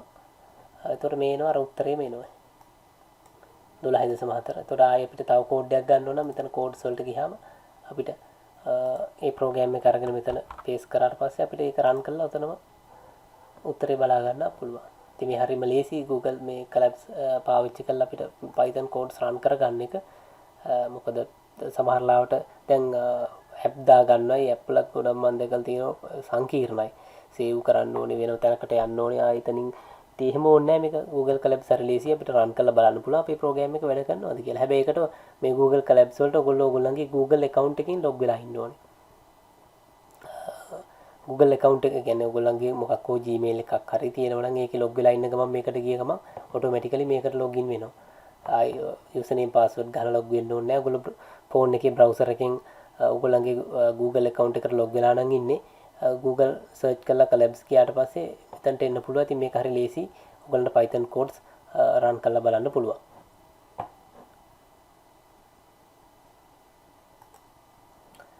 හොඳයි අපි ඊළඟට කතා කරමු string කියන data type එක ගැන. ඉතින් මේකේ විශේෂයෙන් සටහනක් අවශ්‍යයන්ට ලියා ගන්න පුළුවන්. string කියලා කියන්නේ අපි භාවිතා කරන ගණිත කර්ම සඳහා භාවිතා නොකරන දත්ත සඳහා අපි භාවිතා කරන්නේ. කියන්නේ අක්ෂරමය ස්වරූපයේ තියෙන දත්ත ගබඩා කරන්න පාවිච්චි කරන්නේ string data type එක. දැන් උදාහරණයක් විදිහට අපි ගත්තොත් name නමක්, ලිපිනයක්, දුරකථන අංකයක්, ඒ වගේ දේක් අපි ගණිත කර්ම සඳහා පාවිච්චි කරන්නේ නැහැ කවදාවත්. ඒ නිසා අපිට ඒ සඳහා පාවිච්චි කරන්න පුළුවන් string පාවිච්චි කරන්න පුළුවන්. string කියන්නේ ගණිතමය නොවන දත්ත සඳහා පාවිච්චි කරන Python වලදී භාවිතා කරන data type එක. අපි string අපි එකක් හදලා බලමු. උදාහරණයක් තියෙනවා name සමානයි ශිහාන් මීරංග. එතකොට මේ string වල විශේෂත්වයක් තියෙනවා. string දත්තයක් ගබඩා කරනවා නම් අනිවාර්යයෙන් මේ උද්දෘත ඇතුලේ ගබඩා කරන්න ඕනේ. ඒතර උද්දෘත කිව්වහම එක්කෝ අපිට පුළුවන් මේකට පාවිච්චි කරන්න double quotation මේ වගේ. එහෙම නැත්නම් අපිට පුළුවන් single quotation. එහෙම නැත්නම් triple quotation. ඔය අවස්ථා තුනම පුළුවන්. ඒතර මේක ඇතුලේ තමයි දත්තය. හරි. ඒතර ඒකත් මතක තියාගන්න මේ quotation වර්ග තුනම single, double, triple කියන අවස්ථා තුනම පාවිච්චි කරන්න පුළුවන්. හරි. අපි මෙතනදී මම මේ Google Colabs පාවිච්චි කරන්නම්. Colabs වල type කරන්නම් name සමානයි මම double quotation මේක ගොඩක් වෙලාවට අපිට single හෝ double ඕන එකක් පාවිච්චි කරන්න පුළුවන්. double quotation කියලා හරි. මම ඊට පස්සේ ලියනවා print කරන්න කියලා name.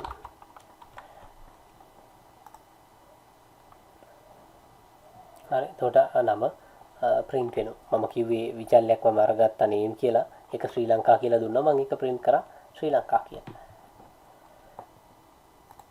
එතකොට string වලදී අපිට පුළුවන් ඕනිම විදිහක අපිට අක්ෂරමය දේවල් භාවිතා කරන්න හැකියාව තියෙනවා. හොඳයි එතකොට මම හිතනවා string ගැන අවබෝධයක් එන්නේ නැති කියලා ඒක ලොකු දෙයක් නෙමෙයි. දැන් අපි string අපිටම string වල අගයන් දෙකක් තියෙනවා අපිට. අන්නේ අගයන් දෙක එකට සම්බන්ධ කරගන්න ඕනේ. ඒතර මේක ටිකක් වැදගත්. ඔයගලන්ට මේ string වල අගයන් ගණිතමය වශයෙන් එකතු වෙන්නේ නැහැ. ඒක හොඳට මතක තියාගන්න ළමයි. string වෙන්නේ concatenation එකක්. ඒ කියන්නේ සම්බන්ධයක්, ඇමිනීමක් තමයි වෙන්නේ. මොකද string වල තියෙන ගණිතමය අගයන් නෙමෙයි. දැන් මම අපි මෙන්න මේ උදාහරණයම ගමුකෝ. අපි හිතමු අලුත් කෝඩ් එකකට යන්නම්. හරි. මම ගන්නවා press name. මේක f name කියලා ගන්නම්කෝ. f name සමානයි හිතමු ලලිත්. ඊට පස්සේ l name සමානයි පෙරේරා. හරි. ඒතර මෙයාගේ අපිට full name කියන එක හදාගන්න පුළුවන්. මම ගන්නවා full name සමානයි මට full name එක අතනින් හදාගන්න පුළුවන්. කොහොමද full name එක හදාගන්නේ? f name දන l name f name දන l name මට full name එක හැදෙනවා. ඒතර ඔය ධන සලකුණෙන් අදහස් කරන්නේ concatenation එකක්. එහෙම නැත්නම් ගණිතමය එකතු කිරීමක් නෙමෙයි. මම ලියනවා print full name. එහෙනම් මට දැන් full name එක print වෙන්න ඕනේ. මොකද්ද full name එක? ලලිත් පෙරේරා. මම රන් කරලා බලුවොත් වැරද්දක් එනවා. ඒතර ඒ වැරද්ද පෙන්නනවා මොකද්ද කියලා full මෙතන නේ එන්න අකුරක් ඇදලා තියෙනවා. හරි. ඒතර ලලිත් පෙරේරා කියලා මට පෙන්නනවා. හරි. කන්කාට් වෙලා තියෙන්නේ. මොකද්ද ප්‍රශ්නේ හැබැයි? ප්‍රශ්නේ තමයි හරි. ප්‍රශ්නයක් නෑ මෙතන. ලලිත් පෙරේරා. ලලිත් මෙතන තියෙනවා. පෙරේරා තියෙනවා. දෙක එකට එකතු වෙලා මට පෙන්නනවා. හැබැයි ප්‍රශ්නේ තමයි මේ දෙක අතර හිස් තැනක් නෑ. ඒතර හිස් තැනත් අපි කන්කාට් කරගන්න ඕනේ. ඒතර හිස් තැනක් කියන්නේ අපිට පුළුවන් හිස් තැනක් කන්කාට් කරගන්න මේ විදිහට. හිස් තැනක් දක්වන්න පුළුවන් Python වලදී අපිට මෙන්න මේ විදිහට. ඩබල් කොටේෂන් එකක් අර ගන්නවා. එතකොට දැන් මේකේ අදහස තමයි f name එකට එකතු කරන්න හිස් තැනක් සහ ඒ හිස් තැනට එකතු කරන්න ආපහු l name එක. හරි අපි මේක රන් කරලා බලුවොත්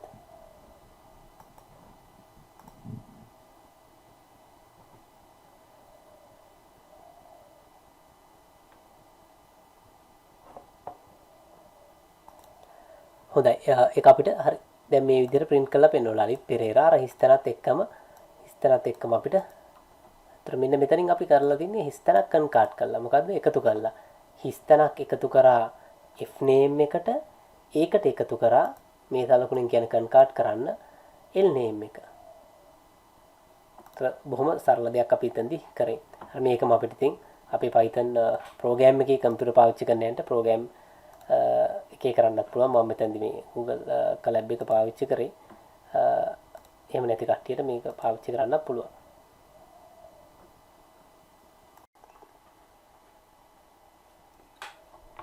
හොඳයි අපි මේ කොටසේදී බලමු කොහොමද මේ string විචල්යන් එක්ක අපි වැඩ කරන්නේ. ඒත් එක්කම string විචල්යන් වලදී ඒ string වල අගයන් අපි මුද්‍රණය කරගන්නේ කොහොමද කියන එක බලමු. අපි මෙතන පොඩි සරල වැඩසටහනක් හදලා තියෙනවා. මෙන්න මේ වැඩසටහන. ඒතර මෙතන මේ වැඩසටහනේ තියෙන්නේ name කියලා විචල්යක් අරගන්නවා. ඒකට ජයවර්ධන කියන නම අපි ගබඩා කරනවා. මේක මම Python program එකකදී හදන්නම්. මෙතින් අපි හදපු program එකක් ඒ වගේ පොඩි name එක ජයවර්ධන print කරන්න name එක. එතකොට මම මේ program එක run කරොත් මට මෙන්න මේ වගේ output එකක් එනවා. ජයවර්ධන කියන එක print වෙනවා සම්පූර්ණයෙන්. අපි මේ කොටසේදී කතා කරන්නේ මේ slicing කියන මාතෘකාව. එහෙම නැත්නම් අපි කොහොමද මේ string කොටස් කරන්නේ? මේ සම්පූර්ණ නමම නැතුව අපිට කොටසක් විතරක් මුද්‍රණය කරගන්නේ කොහොමද කියන එක බලන්නේ. එතකොට අපි දැනගන්න ඕනේ කාරණයක් තමයි ඕනෑම string විචල්යක් තුළදී අපි ගබඩා කරන දත්තයකට අපි ස්ට්‍රිං විචල්ලයක් හදලා දැන් name කියන ස්ට්‍රිං විචල්ලයක් හදලා ජයවර්ධන කියන නම ඇතුළත් කරොත් හෝ මොකක් හෝ අපි දත්තයක් ඇතුළත් කරොත් ඒ ඇතුළත් කරන දත්තයට අපි මෙහෙම වෙන කර name සමානයි ජයවර්ධන කියලා මම Python වල හදනවා. එතකොට මෙන්න මේකට අපි කියනවා දත්තය. මේක තමයි මේ දත්තය. ඒතර මේ තියෙන විචල්ලේ නම. ඒතර මෙන්න මේ දත්තයට ඉන්ඩෙක්ස් අගයන් හම්බ වෙනවා. ඉන්ඩෙක්ස් අගයන් කියලා කියන්නේ මේ දත්තේ මේ මේ කියන්නේ අපි මේ විචල්ලයට ඇතුළත් කරපු දත්තේ එක එක අක්ෂර සඳහා ඉන්ඩෙක්ස් අගයන් හම්බ වෙනවා. දැන් මේ තින්නේ නම ජයවර්ධන කියන නම. එතකොට මේ J අකුර තමයි බිඳුවෙන් ඉන්ඩෙක්ස් අගය. ඒ පළවෙනි y2 3 4 ওই විදිහට යනවා. අපි වෙන එකක් ගමුකෝ. අපි හිතමු අපි මේකට ඇතුළත් කරයි කියලා වෙන දෙයක් අපි හිතමු සිටි කියලා. මම සිටි කියලා විචල්ලයක් හදනවා. සිටි සමානයි මම දෙනවා කලම්බෝ කියලා. ඒතර මෙතනදිත් ඒ වගේ තමයි. ඒතර මේ හැම අවස්ථාවකටම ඉන්ඩෙක්ස් අගයන් තියෙනවා. ඒතර C කියන්නේ බිඳුව. O කියන්නේ 1 2 3 4 5 ওই විදිහට යනවා. ඒතර දැන් මෙතනදි ගත්තොත් මේ J වලට බිඳුවෙන් ඉන්ඩෙක්ස් අගේ ඒ 1 2 3 4 11 10ක් යනවා. හැබැයි මෙතන අකුරු 11ක් තියෙනවා. මොකද බිඳුවෙන් පටන් ගන්න නිසා මේක 10 දක්වා තමයි යන්නේ. නමුත් අතන අක්ෂර 11ක් තියෙනවා. ඕකම අපිට ওই ඉන්ඩෙක්ස් අගයන් වල දෙපැත්තක් තියෙනවා. ඒකත් අපි මතක තියාගන්න ඕනේ. මෙතන මේ සටහනේ ගත්තොත් මම ධන කියන්නේ එක පැත්තයි පෙන්නලා තියෙන්නේ. හැබැයි මෙන්න මෙතන අගේ. මෙන්න මෙතන අගේට කියන්නේ ඍණ 1 කියලා. එහෙම කියන්නත් පුළුවන්. මේක ධන 10 වෙනි ඉන්ඩෙක්ස් අගේ වගේ මේක ඍණ 1 වෙනි ඉන්ඩෙක්ස් අගේ. අනිත් පැත්තට එනකොට. ඒතර ඍණ 1 නම් එහෙනම් ඊළඟ එක ඍණ 2. ඍණ 2, ඍණ 3.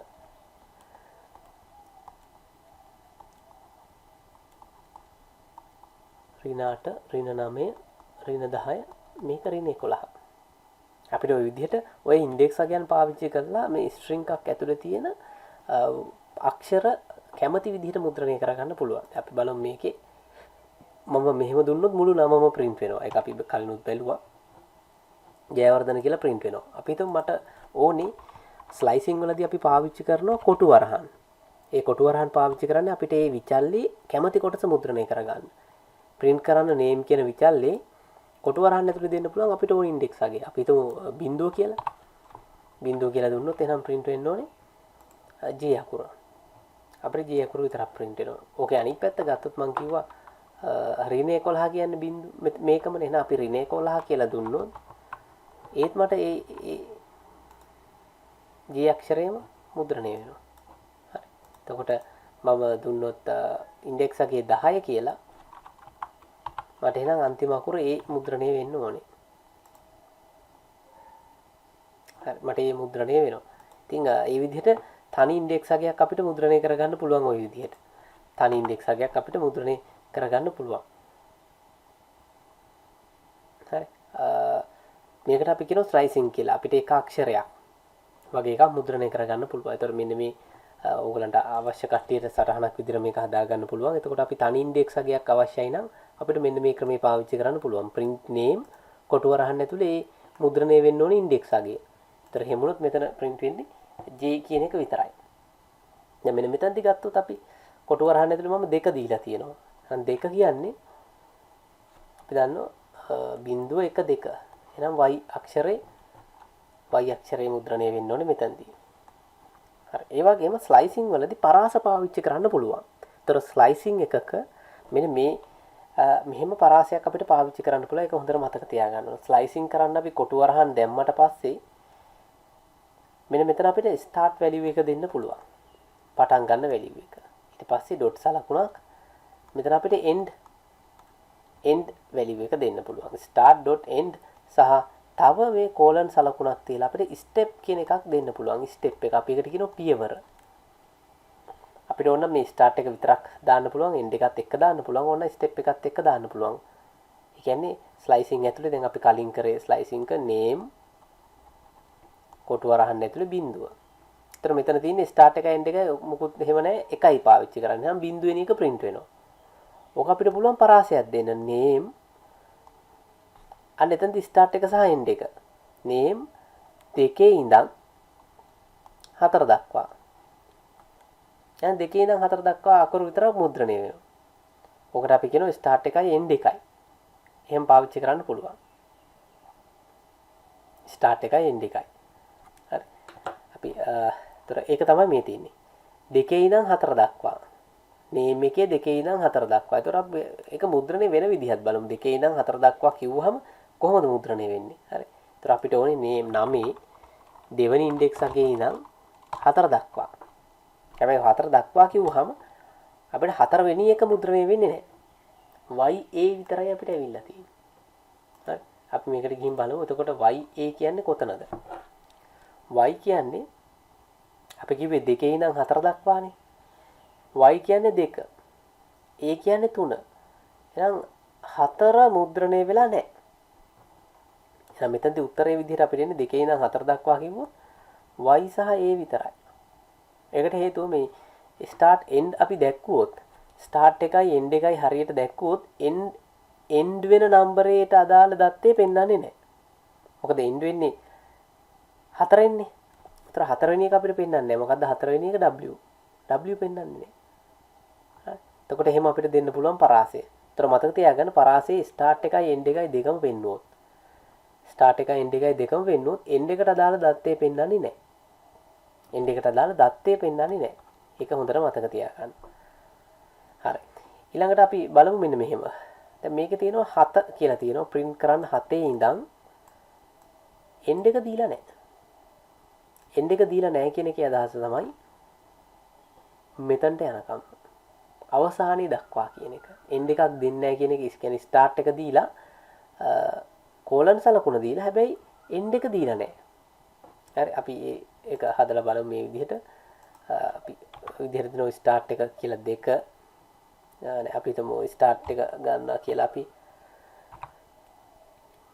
මේකේ තියෙන එකම ගමුකෝ 7. start එක 7. ඒතර end එකක් දීලා නැහැ. කෝලන් සලකුණ දීලා තියෙනවා end එකක් දීලා නැහැ. ඒ වෙලාවට මොකද වෙන්නේ? අපි බලමු. මේක print කරොත් අපිට 7නේ DANA අපිට කියන්නේ එහෙනම් start එක අපි 7නේ ගත්තේ. ඒතර 7 D 7 print වෙනවා A N A DANA. එතෙන්දී අර end එකට අදාළ ඉලක්කම අපි දීලා නැති නිසා නේද මෙතන end එකට අදාළ ඉලක්කම දුන්නේ නැති නිසා මේකෙන් අදහස් වෙනවා 7 ඉඳන් අවසානයේ දක්වා සියල්ල කියන එක.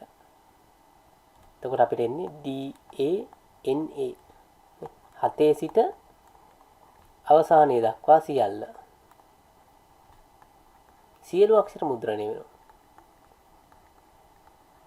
අර කලින් කේදී අපි කතා කරේ දැන් 2 ඉඳන් 4 කිව්වොත් 2 ඉඳන් 4 කිව්වොත් 2 ඉඳන් 4 දක්වා හැබැයි 4 වෙනි අක්ෂරේ මුද්‍රණය වෙන්නේ නැහැ. 4 මුද්‍රණය වෙන්නේ නැහැ. ඒතකොට මුද්‍රණය වෙන්නේ 2 3 විතරයි. මේ විදිහට අවසානයේ නොදක්වා මේ විදිහට දුන්නොත් අවසානයේ දක්වා තියෙන සියල්ල මුද්‍රණය වෙනවා. එහෙනම් ඕකේ අනිත් පැත්ත තමයි මේ තියෙන්නේ මොකද්ද? අවසානයේ තියෙනවා ආරම්භයේ නැහැ. අවසානයේ තියෙනවා ආරම්භයේ නැහැ. එහෙනම් බිංදුවේ ඉඳන් 3 දක්වා. sorry. semicolon 3. ඒ කියන්නේ එහෙනම් බිංදුවේ ඉඳන් 3 දක්වා මුද්‍රණය වෙන්නේ. හැබැයි එතෙන්දී අවසානයේ තියෙනවා 3 කියලා. එතෙන්දී අවසානයේ තියෙනවා 3 කියලා. එතකොට අපි මුද්‍රණය කරලා බලමු කොහොමද මුද්‍රණය වෙන්නේ කියලා. එතෙන්දී අපිට තියෙනවා බිංදුව ආරම්භයේ semicolon සලකුණ සහ 3 දක්වා. හරි. ඒතර අපිට JAY බිංදුවේ ඉඳන් 3 දක්වා තමයි මුද්‍රණය වෙන්නේ. ඒ කියන්නේ බිංදුව කියන්නේ මෙතනදී J මුද්‍රණය වෙනවා, 1 මුද්‍රණය වෙනවා, 2 මුද්‍රණය වෙනවා. හැබැයි 3 දක්වානේ. එහෙනම් 3 වෙනි එක මුද්‍රණය වෙන්නේ නැහැ. ඒකත් හොඳට මතක තියාගන්න ඕනේ. අංකුව එතන අවසානයේ දක්වන අක්ෂරය තිබ්බොත් මුද්‍රණය වෙන්නේ නැහැ නේ. එතකොට අපිට මුද්‍රණය වෙන්නේ JAY. හරි. J කියන්නේ බිංදුව AY. ඒතර 3 වෙනි එක තමයි A. ඒක මුද්‍රණය වෙන්නේ JAY. මොකද මෙතන අවසානයේ දක්වන අංකය තියෙනවානේ. ඒ නිසා ඒ අංකේ මුද්‍රණය වෙන්නේ නැහැ.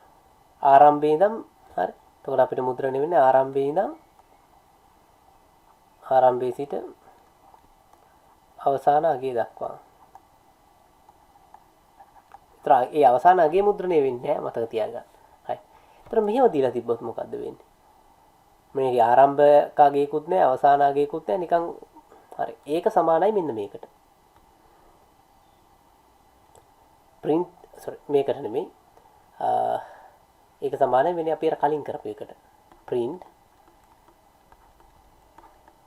name ඕකට සමානයි. ඇයි print name කියලා දුන්නොත් ඔක්කොම මුද්‍රණය වෙනවා. මෙහෙම දුන්නත් ඔක්කොම මුද්‍රණය වෙනවා. ඒතර ආරම්භයක් අවසානයක් නැහැ සියල්ල. ඒකේ අදහස ඒතර සියල්ල කියලා තමයි සියල්ල මුද්‍රණය වෙනවා. අපි අරන් බලමු ඒක මුද්‍රණය කරලා බලමු. අපි මේකේ ආරම්භයක් අවසානයක් නැහැ. සෙමිකෝලන් සලකුණු විතරයි. ඒතර සම්පූර්ණ නම මුද්‍රණය වෙනවා. හොඳයි ඊළඟට අපි මෙන්න මේ අවස්ථාව බලමු. මෙන්න මේ ඍණ එක අපි කලින් කතා කරා ඍණ 4 කියලා මේ අපි දැම්මොත් මොකද්ද වෙන්නේ කියලා අපි ඍණ 4 කියලා print කරලා බලමු. ස්ලයිසිං එක ඇතුලේ අපි දෙනවා ඍණ 4. ඒතර අර ඍණ විදිහට පරාසය අගයන් ඇවිල්ලා තමයි මුද්‍රණය වෙන්නේ. අපිට D අකුර විතරක් මුද්‍රණය වෙනවා. D අකුර කියලා කියන්නේ මෙතෙන්දි ගත්තොත්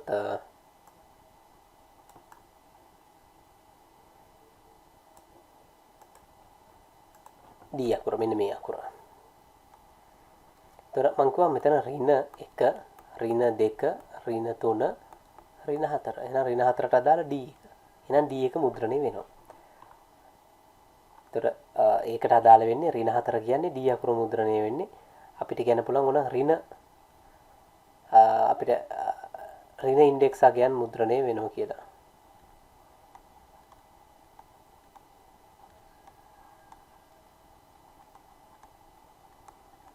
ඍණාගයන් මුද්‍රණය වේ. හරි. ඊට පස්සේ දැන් මෙන්න මෙහෙම ගත්තොත් print name ඍණ 4 ධන name එකේ ආයි ඍණ 4. අපි අර කතා කරා string concatenation කියලා එකක් ගැන. එතකොට ඒ ඍණ 4 එන උත්තරේට ආයි ඍණ 4 එන උත්තරේම එකතු කරන්න කියලා. ඒ වගේ ගණිත කර්මත් මේක ඇතුලේ කරන්න පුළුවන්. එතකොට ඍණ 4 කියන්නේ D නම් D වලට string එකක තව D එකක් එකතු වුණාම D ම තමයි. ඒතර D කියලා අපිට දෙකක් මුද්‍රණය වෙන්න ඕනේ. හරි. අපි ওই විදිහටනේ ගත්තේ. ඍණ 4 ඒකට එකතු කරන්න ඕනේ. ආපහු name වල index අගේ ඍණ 4. ඕකනේ. හරි. ඒතර අපිට D අකුරු දෙකක්. D අකුරු දෙකක් තමයි මුද්‍රණය වෙන්නේ. හරි. ඊළඟට අපි මේකේ ඊළඟ ස්ලයිසිං එකට මෙන්න මේක ටිකක් ඉතාම වැදගත් ස්ලයිසිං එකක්.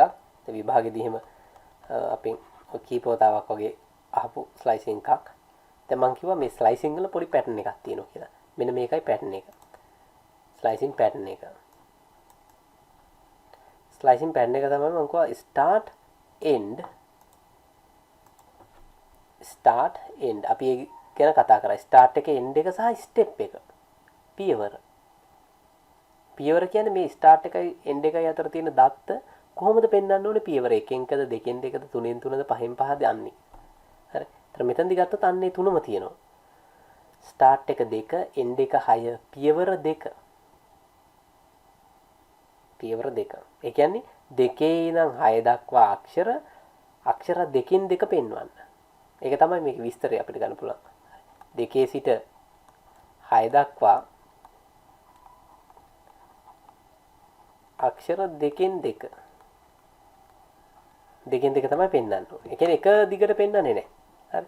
අපි ඒක හදලා බලමු. මේ ප්‍රෝග්‍රෑම් එක මම වෙනස් කරන්නම්.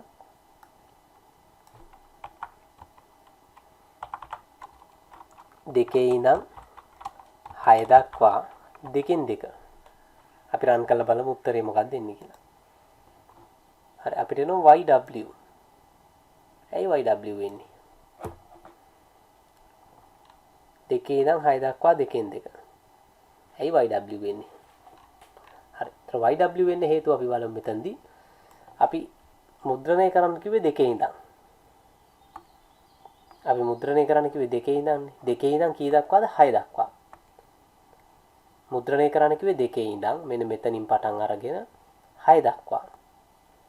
ඒතර අපි දන්නවා 6 දක්වා මුද්‍රණය කරන්න කිව්වොත් 6 print වෙන්නේ නැහැ. ඒක අපි කලින් කතා කරානේ.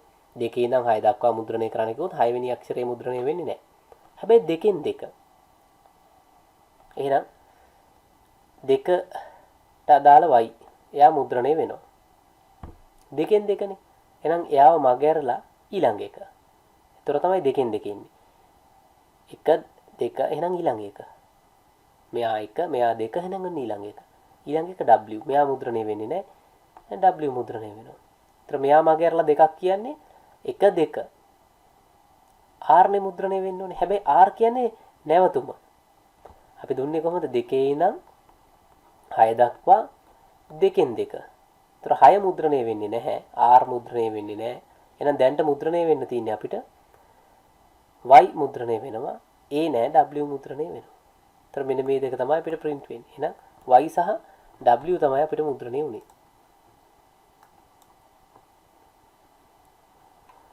හරි. අපිට එහෙනම් මෙතන උත්තරේ එන්නේ y සහ W. මෙන්න මේකත් ඒ වගේම ටිකක් බැලු බැලමට අපහසුයි වගේ එකක් වෙන්න පුළුවන්. ඒතර මොකද්ද මෙතන අර්ථය වෙන්නේ? ඒ අර්ථය අපි තේරුම් ගත්තා නම් අපිට බොහොම සරලයි. දෙකේ ඉඳන් අපි කිව්වා මේ අවසානය. හරි. මෙන්න මේකෙන් කියන්නේ පරාසයෙන් විතර පරාසයේ අගයක් දීලා නැහැ අපිට. ඒක හරියට සමානයි මෙන්න මෙතනට. මෙන්න මෙතන අපි මේ කරේ. 7 ඉඳන් අවසානයේ දක්වා. ඒ වගේ 2 ඉඳන් අවසානයේ දක්වා. 2 ඉඳන් අවසානයේ දක්වා. මේ දීලා තියෙන්නේ මොකද්ද මේ? මේක පියවර. මේ තියෙන්නේ පියවර. ඒ නැවතුම නෙමෙයි. ඒක පියවර. ස්ටාර්ට් එක එන්ඩ් එක දීලා නැහැ. මේ ස්ටෙප් එක තියෙන්නේ. හරි. එහෙනම් ඒකේ අදහස තමයි 2 ඉඳන් අවසානයේ දක්වා පියවර දෙකෙන් දෙක. 2 ඉඳන් අවසානයේ දක්වා පියවර දෙකෙන් දෙක. එහෙම වුණොත් අපිට එන්නේ අපිට ඒක ලියා ගන්න පුළුවන් නම් 2 සිට අවසානයේ දක්වා පියවර දෙකෙන් දෙක. හරි.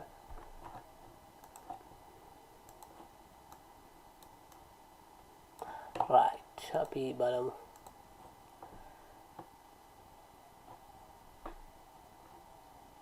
දෙකේ ඉඳන් අවසානයේ දක්වා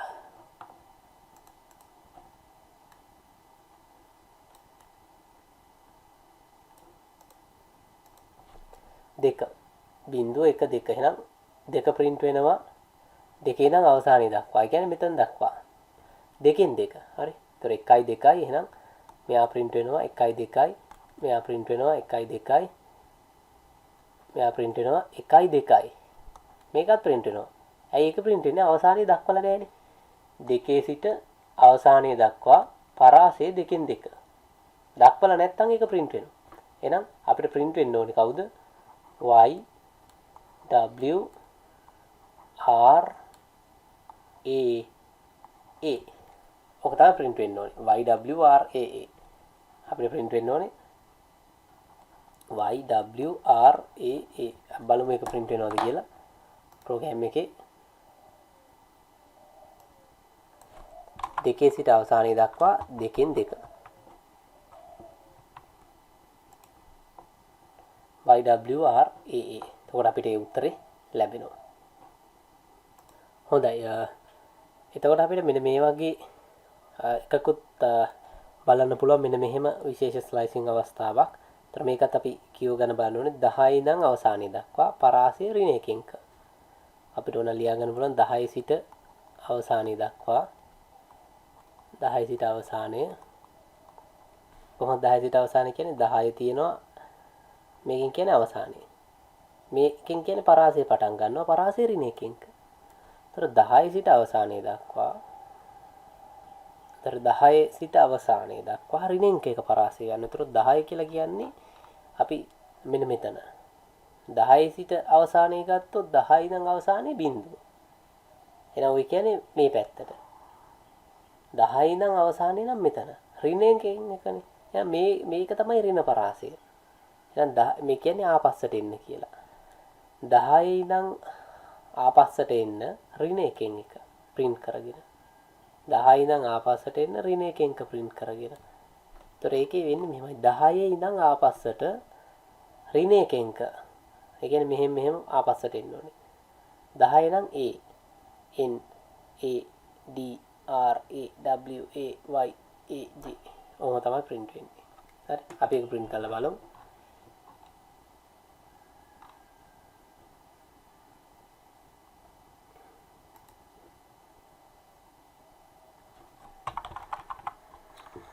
අපි print කරන්න ඕනේ 10 ඉඳන් අවසානයේ දක්වා. ඊළඟට පරාසය අපි දෙනවා ඍණ එකක. ඒක ජයවර්ධන කියන එක අපි කන පිට ගහපුවා වගේ මුලින්ම අපිට ওই විදිහට තමයි print වෙන්නේ. මුලින්ම A N A D R A W Y A J ওই විදිහට තමයි ඒක අපිට print වෙන්නේ. ඒතර අපි ඊළඟට තියෙන එක පොඩ්ඩක් කියවලා බලමුකෝ. ඊළඟ එක. ඒතර ඒකේ කියන්නේ ඍණ එකේ ඉඳන් අවසානය.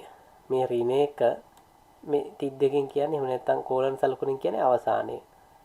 ඍණ එකේ ඉඳන් අවසානයේ දක්වා ඒත් පරාසය ඍණ එකෙන්ක. කොහොමද ඒක අපි කියවන්නේ? ඍණ එකේ සිට ඒ කියන්නේ ඍණ 1 වෙනි ඉන්ඩෙක්ස් අගයේ සිට අවසානයේ දක්වා හරි ඍණ එකෙන් එක.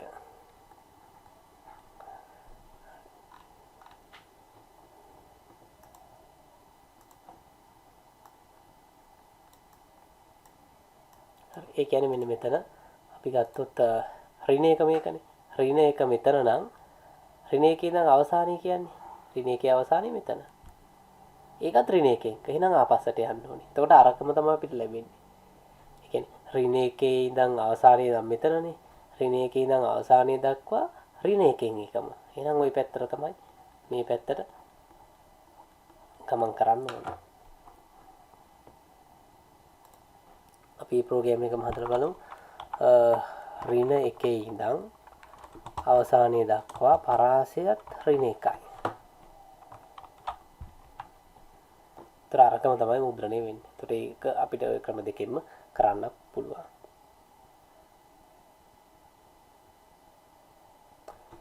එතකොට අපි මෙන්න මේ වගේ පරාසයකුත් අරන් බලමු. දැන් මෙතන අපි කතා නොකරපු වගේ පරාසයක් අපි හිතමු මෙන්න මේ වගේ එකක් අපිට ආවා කියලා. print කරන්න තියෙනවා අපිට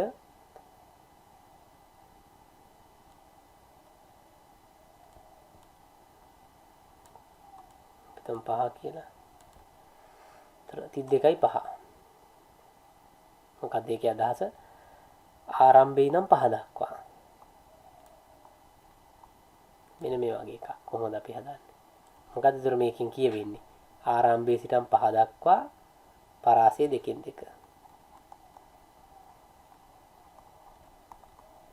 ආරම්භයේ සිට 5 දක්වා පරාසය දෙකයි. අපි ඒක අදලා බලමු කොහොමද එන්නේ උත්තරේ කියලා. ආරම්භයේ ඉඳන් 5 දක්වා පරාසය දෙකයි.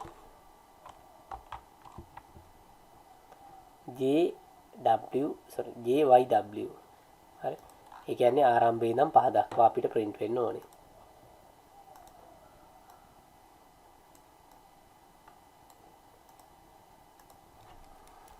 ආරම්භයේ ඉඳන් 5 දක්වා print වෙන්න ඕනේ. ඒතර ආරම්භයේ print වෙන්න ඕනේ. හැබැයි 5 දක්වානේ. ඒතර 5 එක print වෙන්නේ නැහැ. පරාසය දෙකෙන් දෙක. එහෙනම් 1 2 මෙයා print වෙනවා. 1 2 1 2 y print වෙනවා. 1 2 w print වෙනවා. 1 2 එන ඊළඟට print වෙන්න තියෙන මෙයා print වෙන්නේ නැහැ. හරි. එහෙනම් අපිට එනවා JYW. ඒතකොට අපිට ආපු උත්තරේ JYW. ඒතකොට ඔය වගේ ස්ලයිසිං අපිට පාවිච්චි කරලා මේ ස්ට්‍රින්ග් එකක තියෙන කැමැති කොටස් අපිට එක එක පරාස වලින් මුද්‍රණය කරගන්න පුළුවන්කම තියෙනවා.